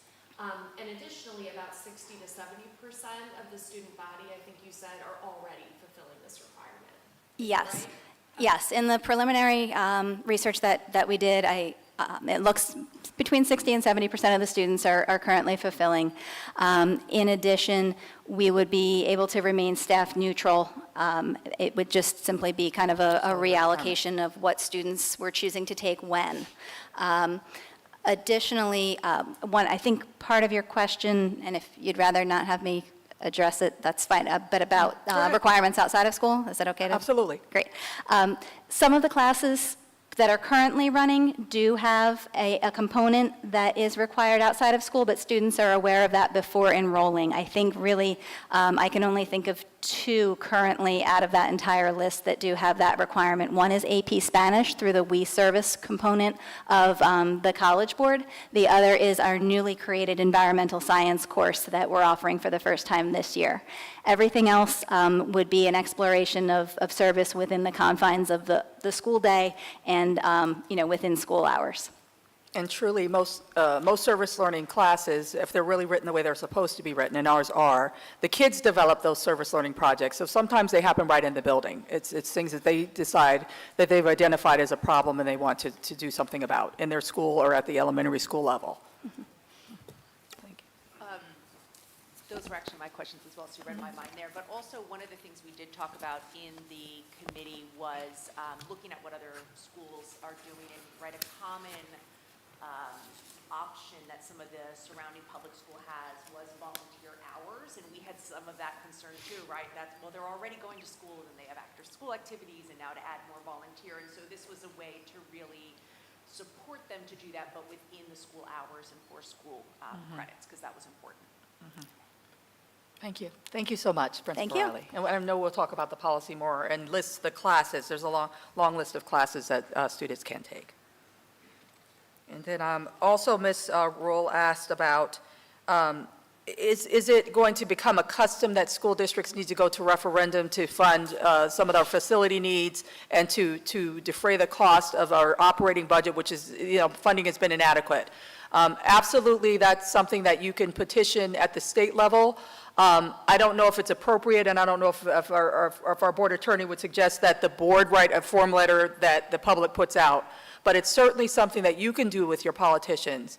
I know the largest pot of money that's allocated is for education, but those funds are limited now. They're starting to shrink, and who knows that with the new initiatives to eliminate some of the outreach that comes from the federal government, our budgets are going to be affected even more. So paying attention to the politics around public education, going to Trenton and expressing your displeasure on how we're funded.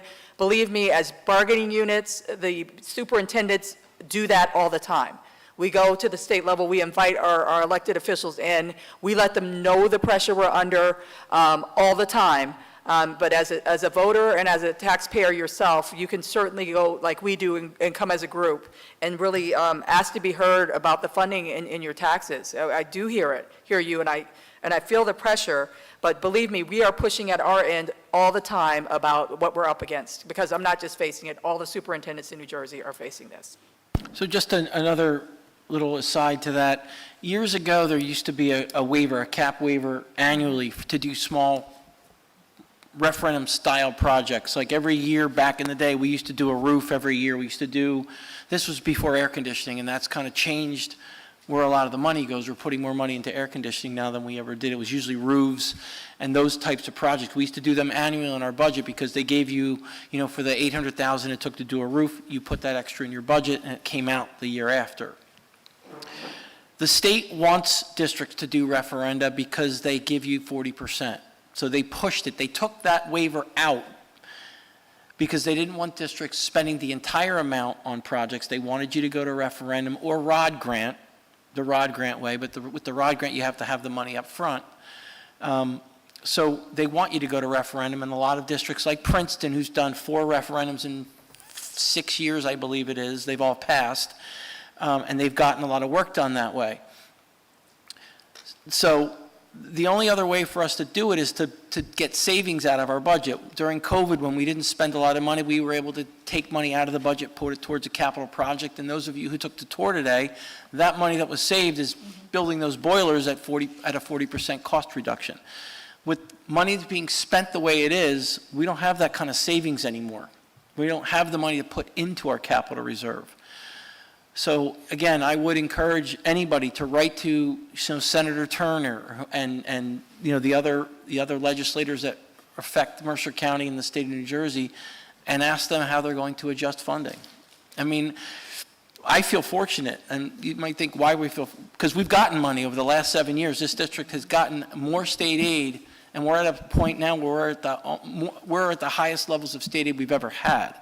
So I'm fortunate in that. We're not Hillsborough or Franklin or those districts that lost millions. And even Robbinsville, who was held flat. Okay, a flat state aid is a loss. So we've been fortunate. So, we're always looking for more, but again, I feel fortunate that we're where we are right now.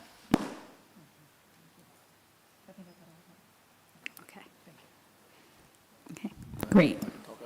Okay, I'll make a couple of comments. One is on us kind of helping the folks in the community with understanding who they should be reaching out to on various issues. I would agree that it's not necessarily appropriate for the board or the district to say, this is what you should say, but I don't see a reason why we can't put out like a cheat sheet of, hey, if you're concerned about these issues, these types of issues, these types of issues, these are the folks to reach out to in the state government and communicate with. And maybe that's something that the Government Relations Committee can look into. I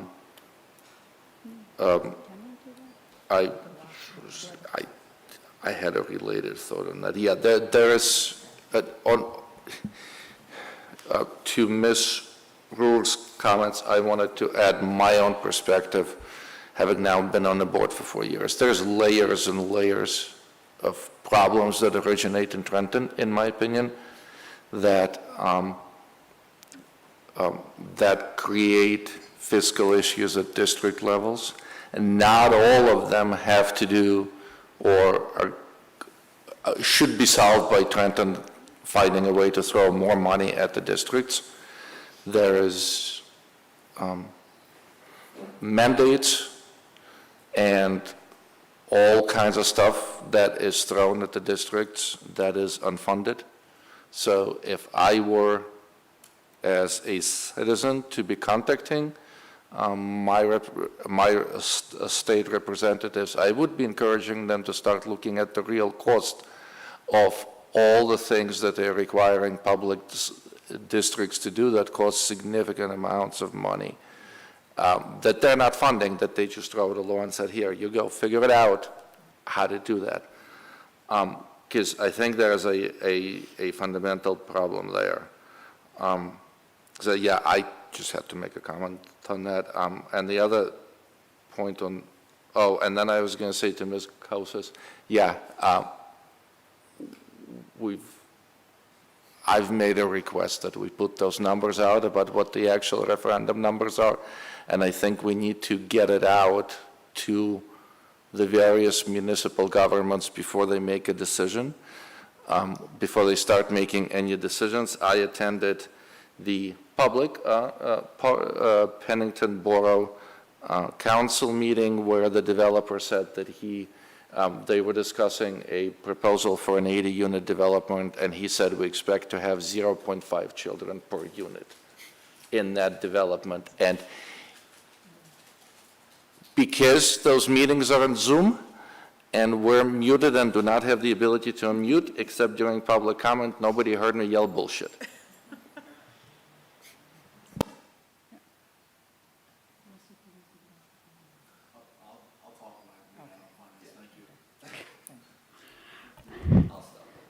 Okay, moving on.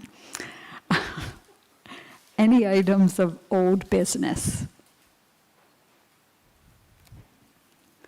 Okay. Moving on to our consent agenda. I need a motion to accept items on the consent agenda. Motion. All in favor? Aye. Opposed? Abstaining. Okay, motion passes. And our first committee report is Finance and Facilities. Thank you very much, Dr. Genovese. Okay, I have the microphone on. We can hear me okay? Great. Okay, so we had our Finance and Facilities meeting that we typically do prior to this meeting. We had Tom and Adam from Facilities join us. They talked to us a little bit about some of the change orders on some of the ongoing facility-related projects that we are hoping to address with the referendum. That included primarily the boiler project that we are going to be approving. We also had a chance to talk a little bit about some of the natural gas usage in some of the buildings and some of the facilities. I do think that it was nice to hear that we were saving money with some of these things, but it was not nice to hear that we were saving money on gas efficiency. Electricity went up 20%, so we moved all of that savings to electricity, which is just an ongoing conversation of where we're going to save money to spend more money that you're going to hear from us over the coming years. We talked a little bit about the pipe issue down the road at Bear Tavern that Tom and Adam and the team continue to do a great job to fill. Once we got done with facility updates, we did have a chance to talk about the bond council agreement, which I know is on the agenda today. I don't know, Bob, if you need me to comment on that at all, but if I do, just please let me know.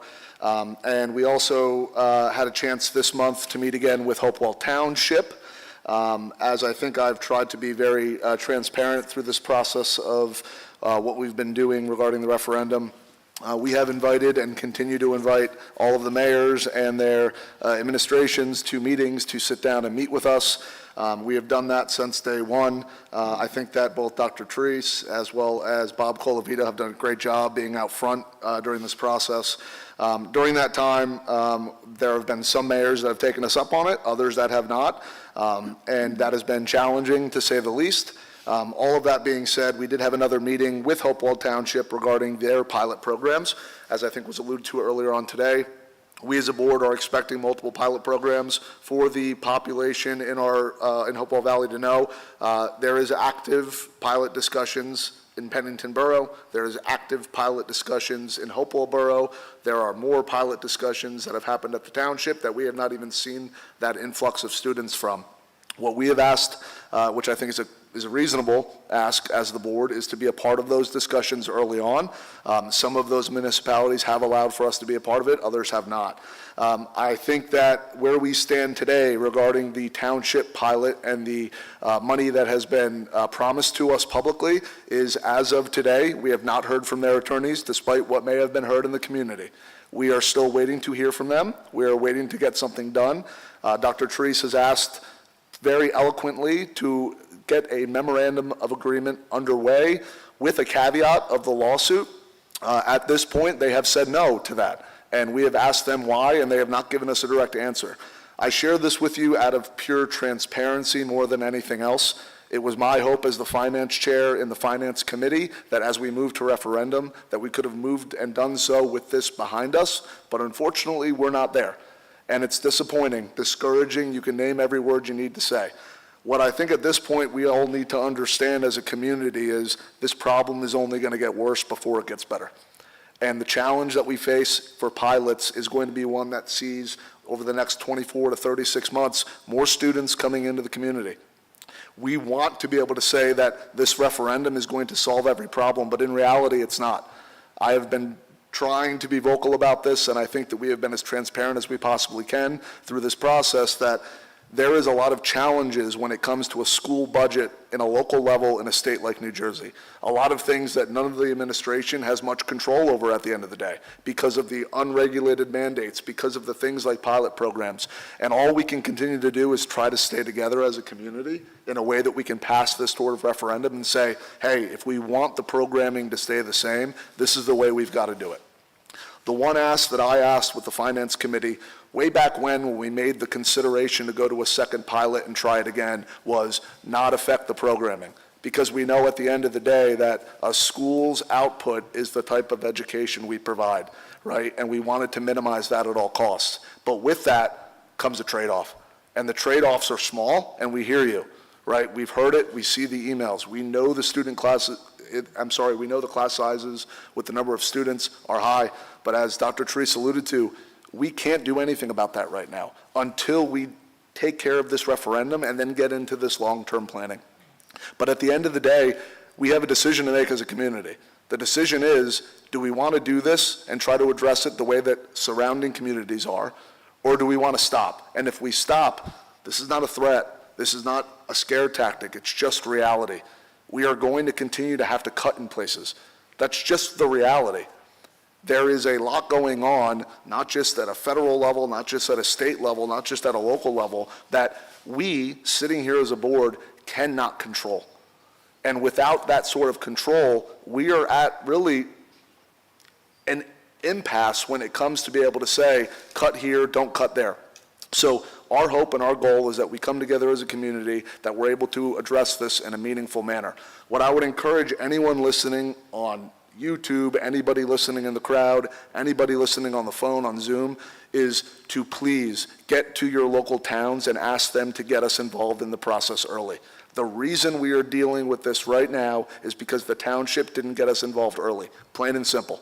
If we would have gotten involved early, we wouldn't be rushing to do this. And unfortunately, we're continuing to rush to try to figure it out so that we can have a good story to tell for all of you. I don't like paying property taxes. Many of you have heard me say this.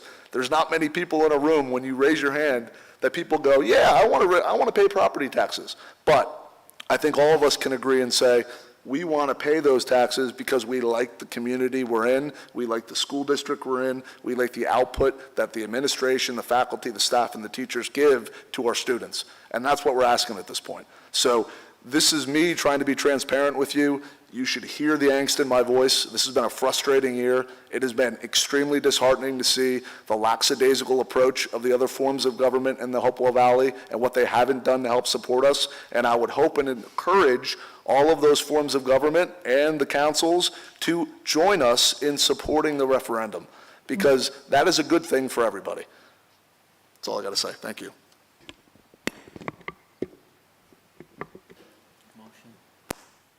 Let's do a motion to pass what we need to pass. What you're going to be doing tonight is a first reading on a refunding bond ordinance for 2025 school bonds. This is not, I repeat, not anything to do with the new referendum that's proposed. This is the refinancing of the existing debt from 2016. We've reached the minimum threshold of 3%. This first reading gets us in the process. What we hope to do, knock on whatever I'm knocking on here, is that we can mingle this refunding with a successful referendum and do it all at the same time to save the cost of issuance.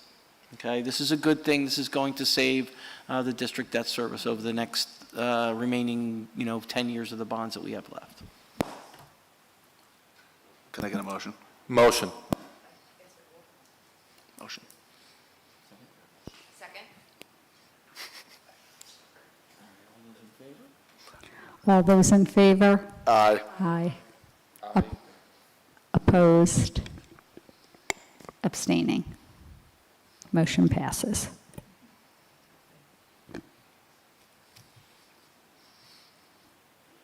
And we already accepted the donation before, so I figured I'd skip that. Okay. Thank you. Okay, we go to personnel now. All right, I'm back, round two. Okay, so the personnel meeting typically takes place before every board meeting every month. We had our personnel meeting earlier, and it was a great meeting, as always. Tonight, we are going to talk about two retirements that we do have. First, Kim Black, who is an occupational therapist at Hopewell Elementary. She's been here with us since 2010. Obviously, congratulations to her, but we are going to miss her, as we do all of our teachers who retire. We also have another retirement tonight, who is Tom Quinn, who was our Director of Facilities, who has been instrumental in helping to keep the district on track with all of our facilities needs since he's been here in 2015. We wish them both the best. Additionally, we did spend some time talking about the normal items that we do this time of year. That is everything from some resignations and some new appointments to the extracurricular appointments that you'll see in the agenda. We spent a little bit of time talking about the rubric evaluation process, which I would encourage you guys to look at. And we also did our normal MOA that we do between law enforcement, Pennington Police and Hopewell Valley Police, as well as the district. This is an MOA that comes down from the state that we typically pass this time of year. That has all been completed as well. Is there anything that I missed? All right. Any questions from the board? All right. We're going to have to do a roll call. You got it. Do we need a motion for a roll call? Yeah. Let's do a motion for a roll call. Motion. Second. Dr. Lilliston. Yes. Mr. Peters. Yes. Dr. Resnick. Yes. Mr. Slotman. Aye. Dr. Stiliano. Yes. Dr. Wilson. Dr. Genovese. Yes. Motion carries. If I can just add before we move on, we really wanted to honor Mr. Quinn today, but he's like, I can't stay that late, but he's coming back in May when we celebrate all of the Great. retirees, and, we have to get him something in addition to the flowers. I'm not sure he wants the flowers we give out, but we'll have to get him something. But he's around till December, right? He's around to the end of the year. this calendar So year. we'll have to make him stay longer at one of the You other work on that, meetings. please. He's done a lot for this district, yes, and continues to do a lot for this district. Okay, education. I'm going to press the button since I'm going to talk for a while. So we had a couple of things on the agenda that we discussed. We had a research proposal from Dr. Arslan at ETS, and she is researching how AI tools can be used to affect the learning experience for mathematics. So she has a proposed study that she was asking us to support for eighth graders. This would be an in-class assessment that the kids who would be participating in the study, if we okay it, would take. There were a couple of things that we discussed. One is we, of course, want to make sure that the study is clear to all the participants, that parents and students have the ability to opt out.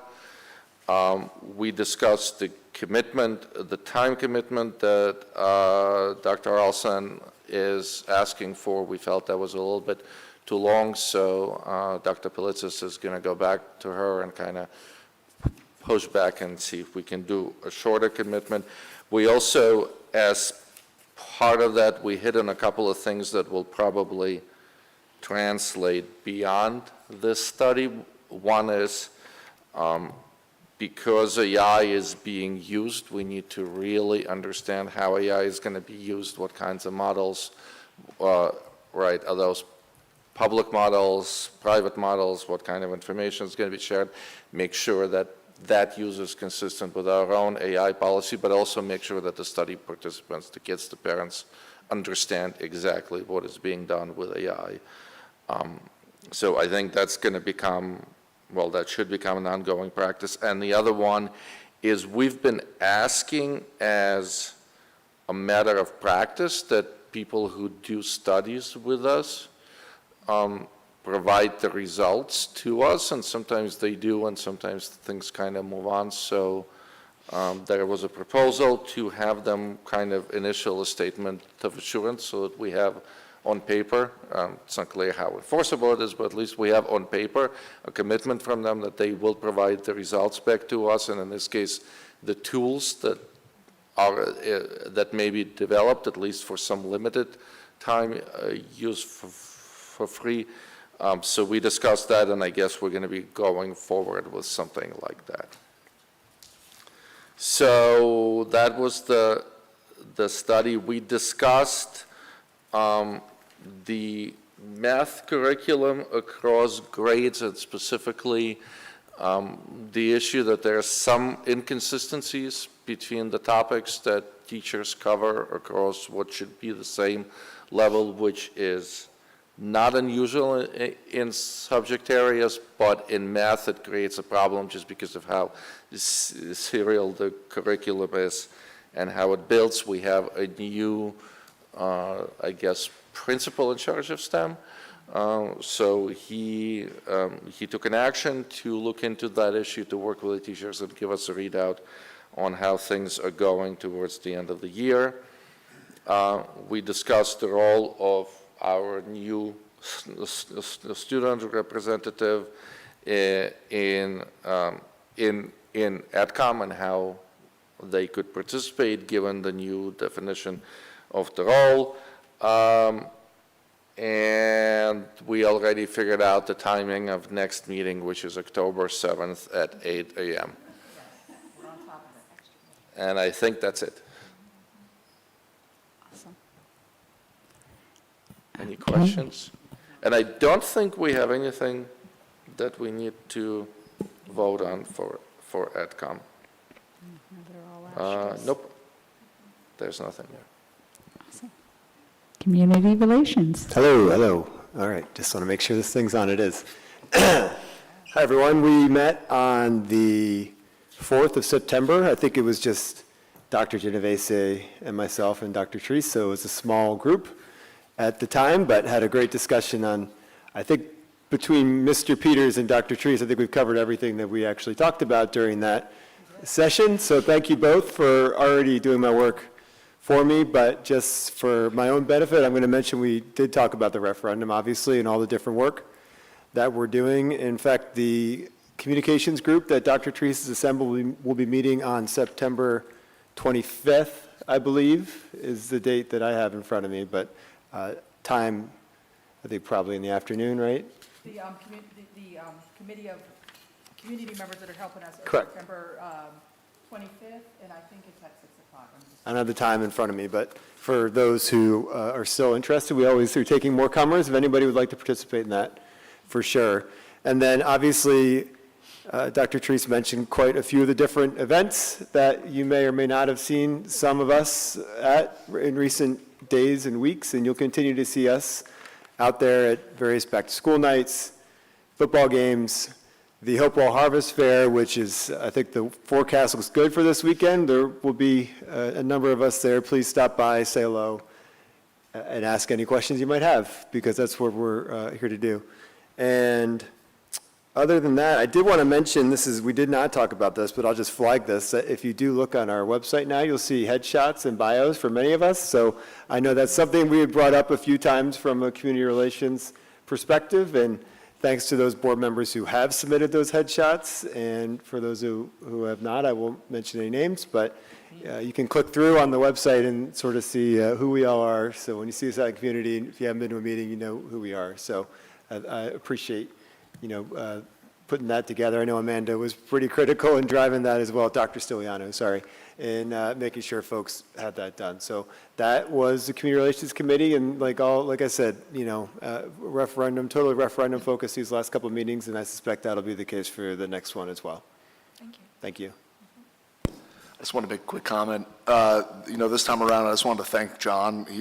Being a board member, I think I speak for the other board members, having somebody that's been able to spearhead the PR side of this has been super helpful. So just wanted to publicly say thank you. Appreciate everything you've been doing. He's doing a great job. Here. Here, here.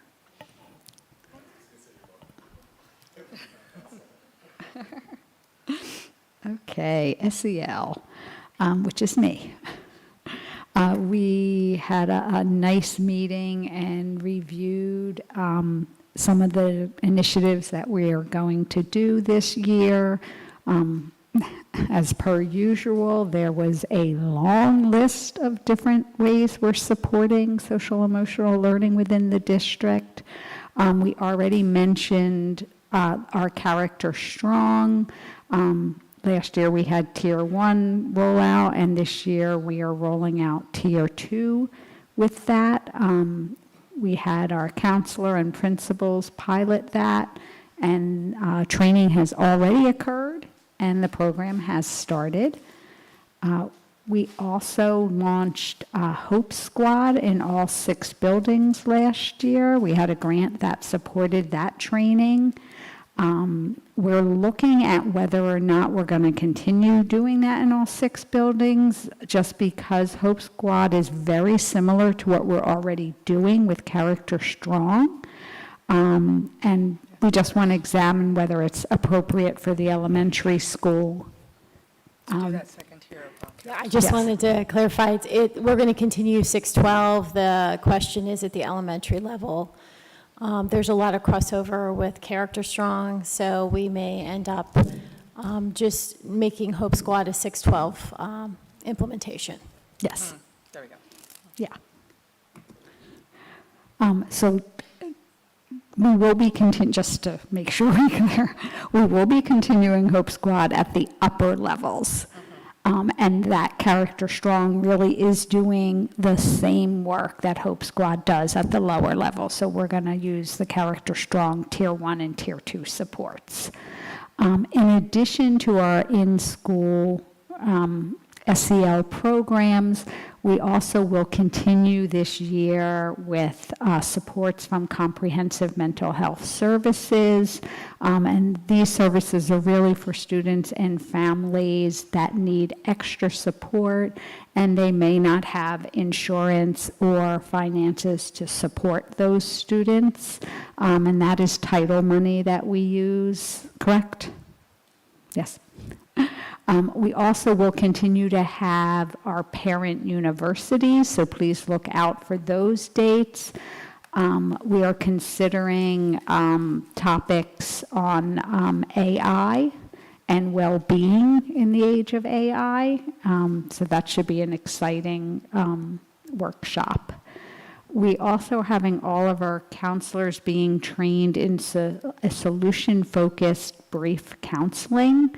This is going to be our October professional development, and it will help support students with the child study team will be there and school counselors. And then we are also working on coordinating in-person training for parents with one of our local pediatric counselors on attunement and emotional regulation, which is so important for our students. And then our own Strive PTO will be honored at the Municipal Alliance on October 17th. For those of you who may not know, our PTO, our Strive PTO, is really great in providing small grants for our staff. And so they've done things like, excuse me, enabled staff to outfit like sensory areas outside our student study center. They've also done small grants for teachers so that they could have yoga instruction and relaxation techniques in their classes, and other sort of supplies. And so I think it's wonderful that our Strive PTO is being honored for all of the great work that they do for all of our students in the district. And that is SEL. Any questions? No? We will move on to government relations. Although Dhruv is not here. No, do you want me to do it, or do you have? Yeah. So we had an update on the government relations. We've been working closely with Executive Benson in Trenton to try to figure out a way to get our students the ability to collaborate across districts, which was one of our goals on our strategic plan that community members expressed an interest in. So one of the things that we've targeted is that one of the organizations that we use for assemblies, called the Young Audience Organization, they put on performances for our students in our elementary schools. They bring in artists that are residents, and they bring in cultural experience to our students And most of the school districts in Mercer County do work with the Young Audience organization. So what we're looking for from Trenton is to help us, one, support bringing students across elementary schools together for a joint assembly. So we would identify, maybe a grade level in a school, because some of the districts are much larger than we are, that would come together in one venue to watch a performance. So we're looking at the War Memorial as a possible opportunity. We're looking at them helping us with technical support, some funding and busing, in establishing this. We're in the early stages of it, but this would be a great way for kids to connect over the arts, and then maybe even continue the conversations virtually around what they've learned in that experience. Another thing that we're looking at in this initiative is ways for our peer leaders or our leadership groups in our schools to work together, to do cross-train and to put on events with the younger kids and come to visit each other's schools and train the kids. So those are the two things that we're working on. Peer leadership was one. Principal Riley is also key in helping us with that. Our student athletes, working on building citizenship across athletic organizations. She's already working with that with Mr. Becker at my request to really look at extending that, because we play and we come together at games. How do we extend that good citizenship and being good student athletes across districts? So that's what we discussed, and we're still working on more ideas on ways that we can work across districts. Awesome. That's all I have for government relations. Thank you. Policy. So the policy committee met on September 5th, and we were joined by Ms. Riley, so thank you for joining us, Principal Riley. So the first thing that we discussed was the student representative position, and as we talked about, sort of the enhanced job responsibilities associated with that position in order to increase student engagement in board activities. And specifically, we wanted to sort of set up a process to ensure that our student representatives are able to attend policy committee meetings when there are policies that are relevant to the student body. So we are going through the process to look at what policies are calendar for the upcoming year and to make sure that we can schedule those meetings at times when the student representatives can attend. The second thing we talked about, and this policy was up for review only at the moment, was policy 5600, regulations, student discipline code of conduct. So we do review this code of conduct periodically, but there was a specific question that came up during this review, and it was really about how we treat look-alike substances like vapes with no nicotine or non-alcoholic beer, for example. As you know, these are sort of becoming more common, and the policy is currently silent on this. So we decided that we'd go through sort of an information gathering process as the next step here. So Dr. Treese is speaking to other superintendents to see how they treat these look-alike substances, and we're also going to be in touch with the NJSBA to see if they have a model policy around this. Okay. So as you can see from the agenda here, we have one policy up for first reading, and then we have 3 policies up for first reading abolishment.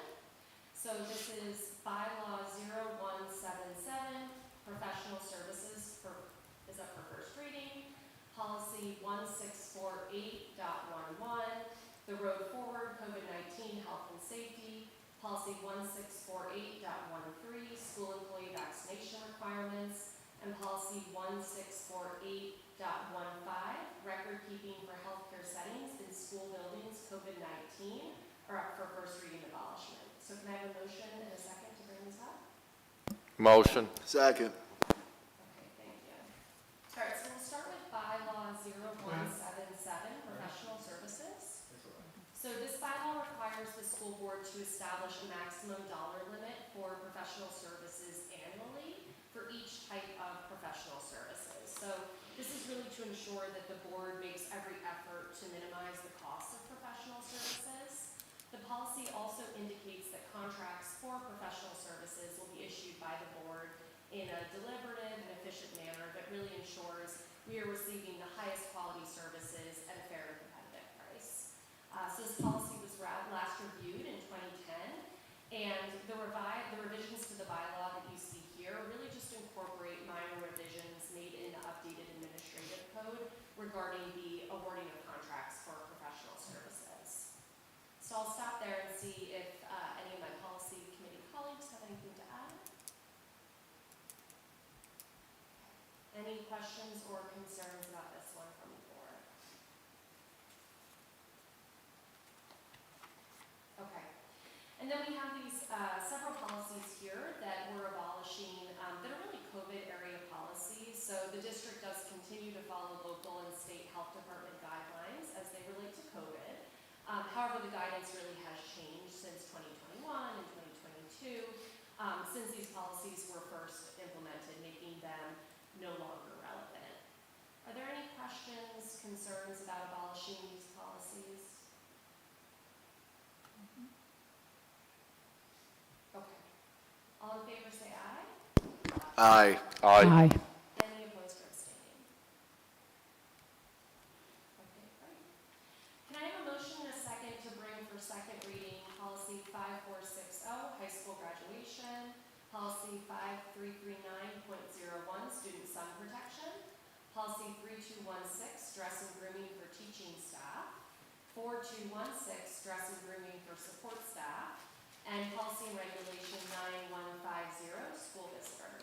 Motion. Thank you. Okay. So we did review these policies in depth at the August meeting during our first read, so I won't spend a lot of time on these, but because it came up earlier in the meeting, I'll touch for a second here on policy 5460, high school graduation.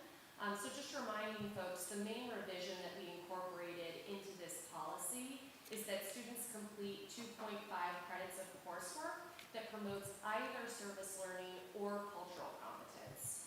And we really felt that this requirement was important to help advance the mission statement of our district, which really prioritizes giving students the skills that they need to positively impact the global community.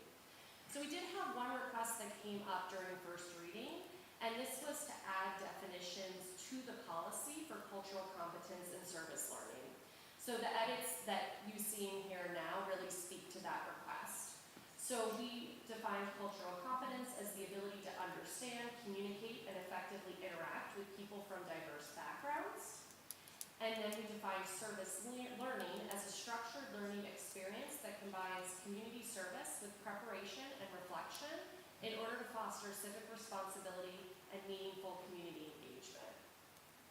So does anybody have any questions, concerns about this policy or any of the others up for second reading? So since I requested the clarification, I'll just make a nitpick. You're using the term cultural competence. I wish that was in the policy. I like that more than what's being used. But I think since you provide the definition of what the terms are, I am comfortable with that. And to, I think, Ms. Ruhr's earlier comment, where this came from was, I think, several years of discussion in the board about finding ways to get our kids both either, well, hopefully both, but at least either into the broader township that we're in, right, and connecting them with, be it the farming that's going on or other things that are going on in the township, in the Hopewell Valley, not in the township, right, and or just exposing them to peers that have a different lived experience than kids who grow up in Hopewell Valley. I know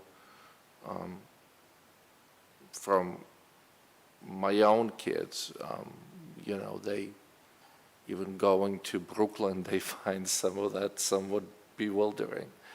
And Lord knows I've exposed them to a little bit of that. So I support the idea, and I think this is one way of implementing it. Thank you. Anybody else have any comments, questions, anything to add? Okay, I think it's our roll call vote. Dr. Resnick. Yep. Mr. Slotman. Aye. Dr. Stiliano. Yes. Dr. Wilson. Yes. Dr. Genovese. Yes. Dr. Lilliston. Yes. Mr. Peters. Yes. Motion carries. Okay.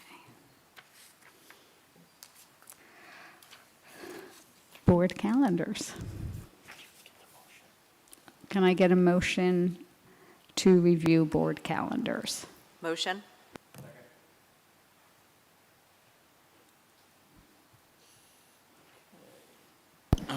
Easy one is personnel, October 13th, 6 o'clock PM. And it looks like Dr. Politza superseded us and got in at October 7th at 8 AM. So we'll get that one down. Personnel. Yeah. Okay, and I mentioned to finance before the meeting started, I'd like to do October 6th at 8 o'clock in person if we can to discuss health benefits. That work for everybody? Oh, the health benefits. That's right. That's the one I know I you're said not I was coming. going to skip, right? I can make it at 8 AM on the 6th.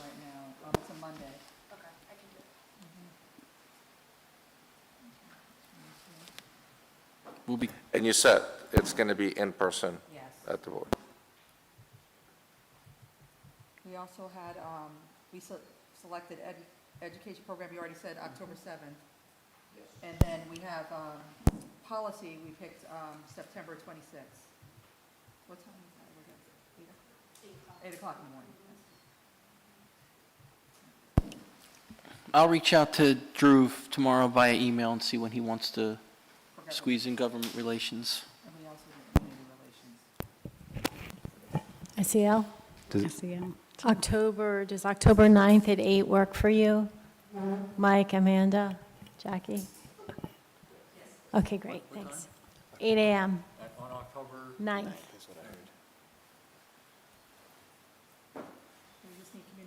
Yeah, that's it, community relations.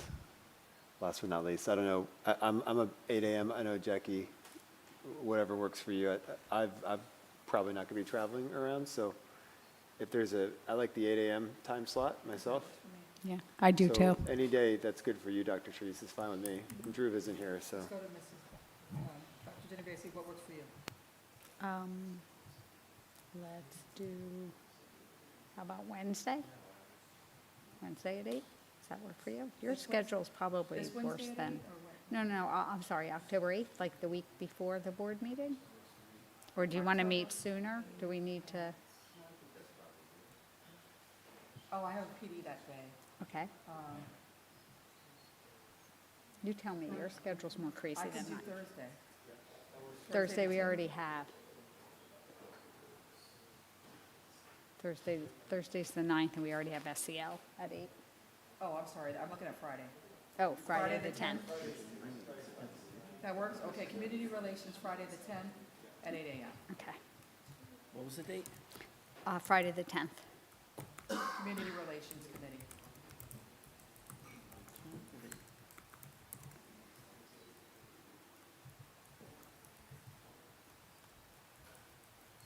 And so hopefully Mr. Kapadia finds out.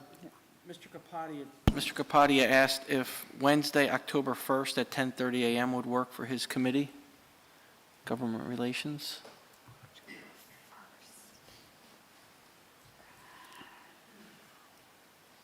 I'm sorry. October 1st at 10:30 AM. I Yes, can that only, works for me. I can do a half an hour at that time. Although that meeting might get canceled that I have there, so, So you want to try to put it in that slot and see what happens? yeah. How about you, Dr. Wilson? October 1st, Wednesday at 10:30. First Wednesday at 10:30? October 1st.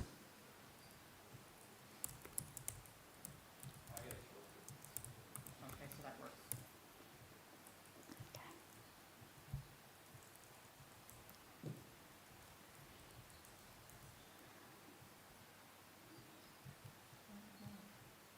Okay. All those in favor of approving calendars? Aye. Any opposing? Abstaining? Motion carries. Okay, any new business? Let's see. So there is a new Board business item for board, self-evaluation. well, there's an item on there for board self-eval, but that's just a notice that it's coming. Okay. We'll start getting that out on the platform. You guys can start working on that. Okay. Okay.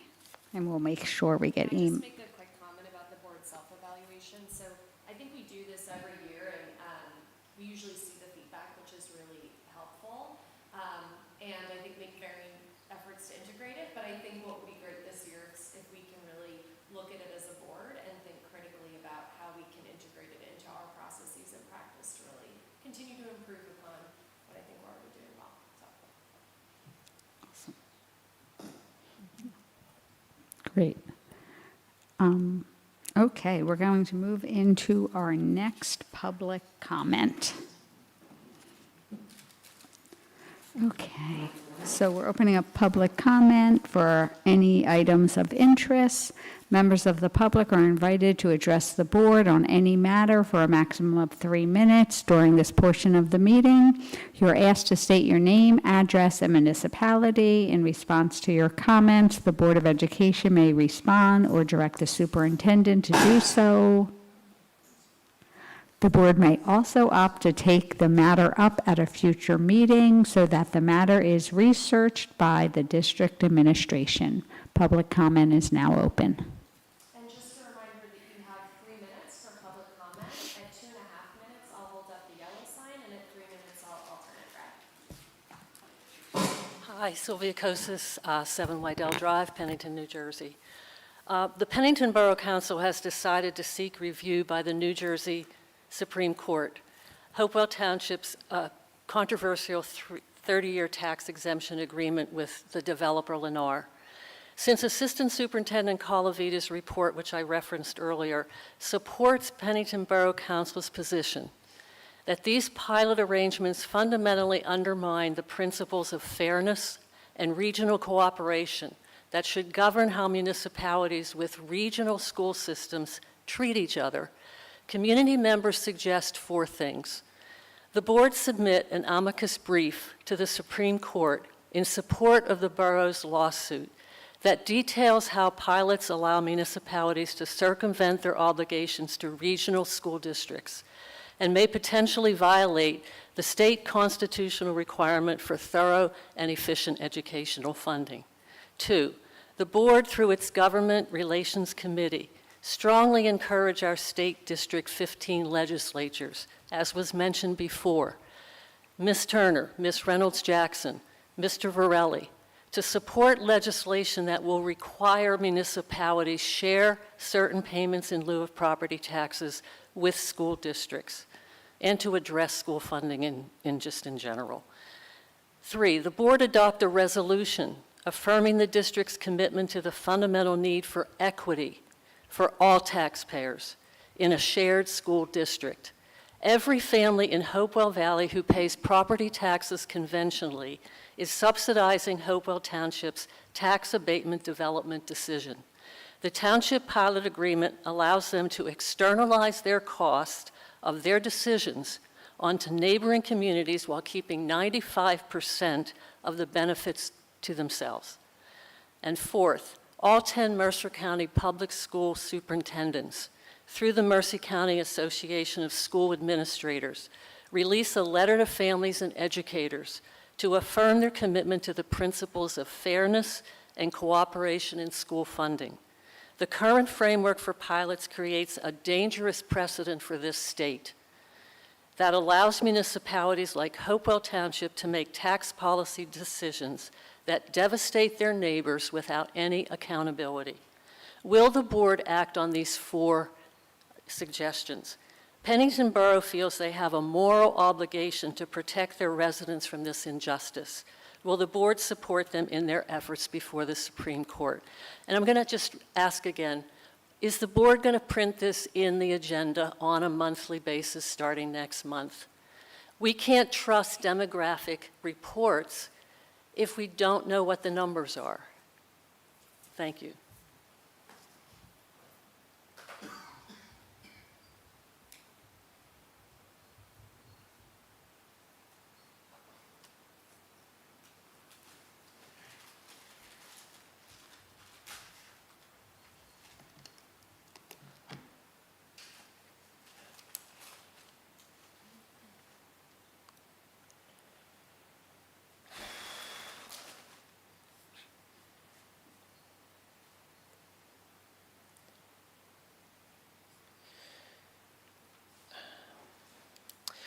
Good evening. My name is Brian Kavanaugh, and I live in Hopewell Township. Regarding the research you talked about with AI development, I would strongly suggest you look at the information that's being provided right now by the Center for Humane Technology. They put out a weekly podcast, or close to weekly podcast, called Your Undivided Attention. And they are not against AI technology, but their big concern, especially because they were tech developers themselves before they saw what social media was doing. One of them literally was the person who created the infinite scroll feature that all of social media now uses, and then realized what that did in the race to the bottom of the brainstem. And his biggest concern is in the way that AI is trying to leverage our evolved ability to form relationships, and how it's trying to hijack that to create relationships. So I'd strongly encourage the board to look at the information that they're putting out before they encourage any AI usage, but especially if we are piloting AI research in our classrooms. And I'd also want to ask that what safeguards we can put with the way that AIs right now, as they're being understood, gobble up information, we can do to ensure our students' privacy in this research. Thank you.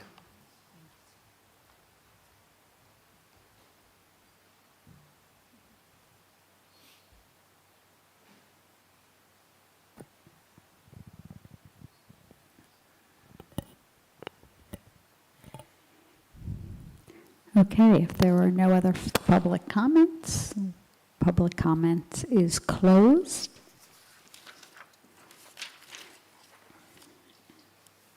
So I'll start with Mrs. Kosis's appeal to the board, and I can't answer on behalf of the board.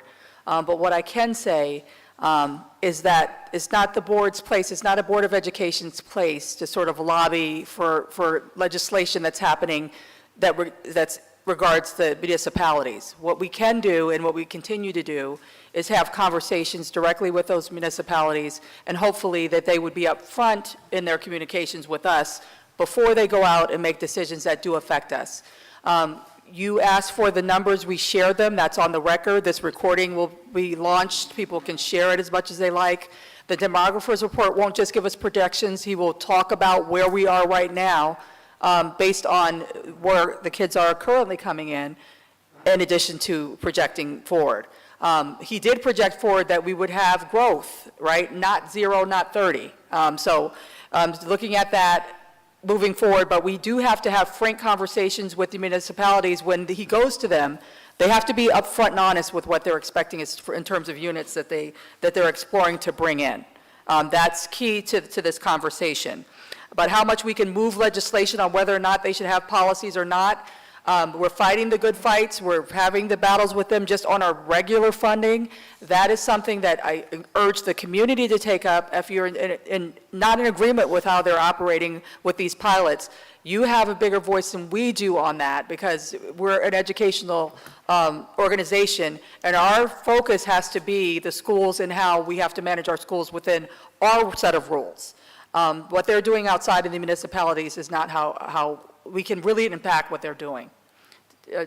Looks like you want to say something, Well, Dr. yeah, Weston. I was going to say that, I joined the board towards the tail end of COVID, and there were still some discussions about other issues that the district may or may not take a stand on, and I thought back then that the district needs to focus, we need to stay away from spending time and money on fights that are not necessarily our own, but also are very unlikely to be won, right? That being said, I don't think there's anything wrong, and I think this is something that the Government Relations Committee may want to talk about, in sharing the experience of this district with the aftermath of the issues that the pilot program created with the state lawmakers, right? I think that is something that doesn't take a stand on the ongoing litigation, but highlights the facts of whatever happens with the litigation, right? What issues, the way that but the pilot program itself is structured, right, have created for the district. And I think that is something that we, to me, should be able to do, and I'd like to, again, pile on more work for the Government Relations Committee to talk about how and if we can do it. Now bring it back to the committee. And then the other, Mr. Kavanaugh. Yes, Mr. Kavanaugh, thank you for this Resource Center of Humane Technology. I took a note. We do have one of our folks that works in our technology department that's in charge of education, who's worked very closely with us in developing our AI policy. Unfortunately, AI is in everything, including Google Apps for Education, which is designed to reach certain students. We do have to change our acceptable use policy and parents signing off on what kids have access to and don't have access to. They're already starting to change some of the models of students being able to create content and those sorts of things. However, students are using AI, whether we allow it in schools or not. So teaching them how to do it safely, which models are safe and which ones aren't, regulating which ones we'll allow in our school district and we won't allow in our school district, are all conversations we're having. And we're also coordinating with the Pennington Borough Library to do a big read on some short stories about AI and AI going terribly wrong in technology. And with that, he's going to have a night where parents, grandparents, caregivers can come and learn what they don't know about AI and ways to protect their children from it, and themselves, like what you shouldn't be plugging into it and how you shouldn't be using it. But you're right, it has a great ability, and there's also great dangers that we have to be careful of. So thank you for that.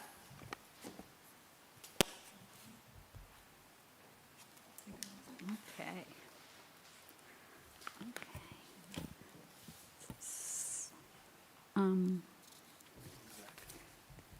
Will we be taking action? I don't know. So will we be taking action with executive? Yes, we may. Yeah, We may take, okay. So a motion to enter into executive session. We will be discussing Hibbs,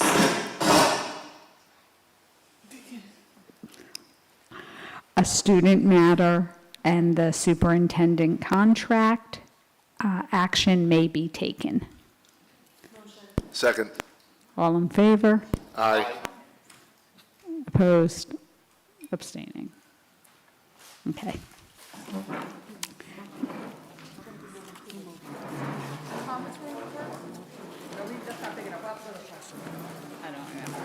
Who motioned on that? Pam, did you first or second that? Oh, she first. Mark seconded? But this mic is not streaming live, right? He said my calls.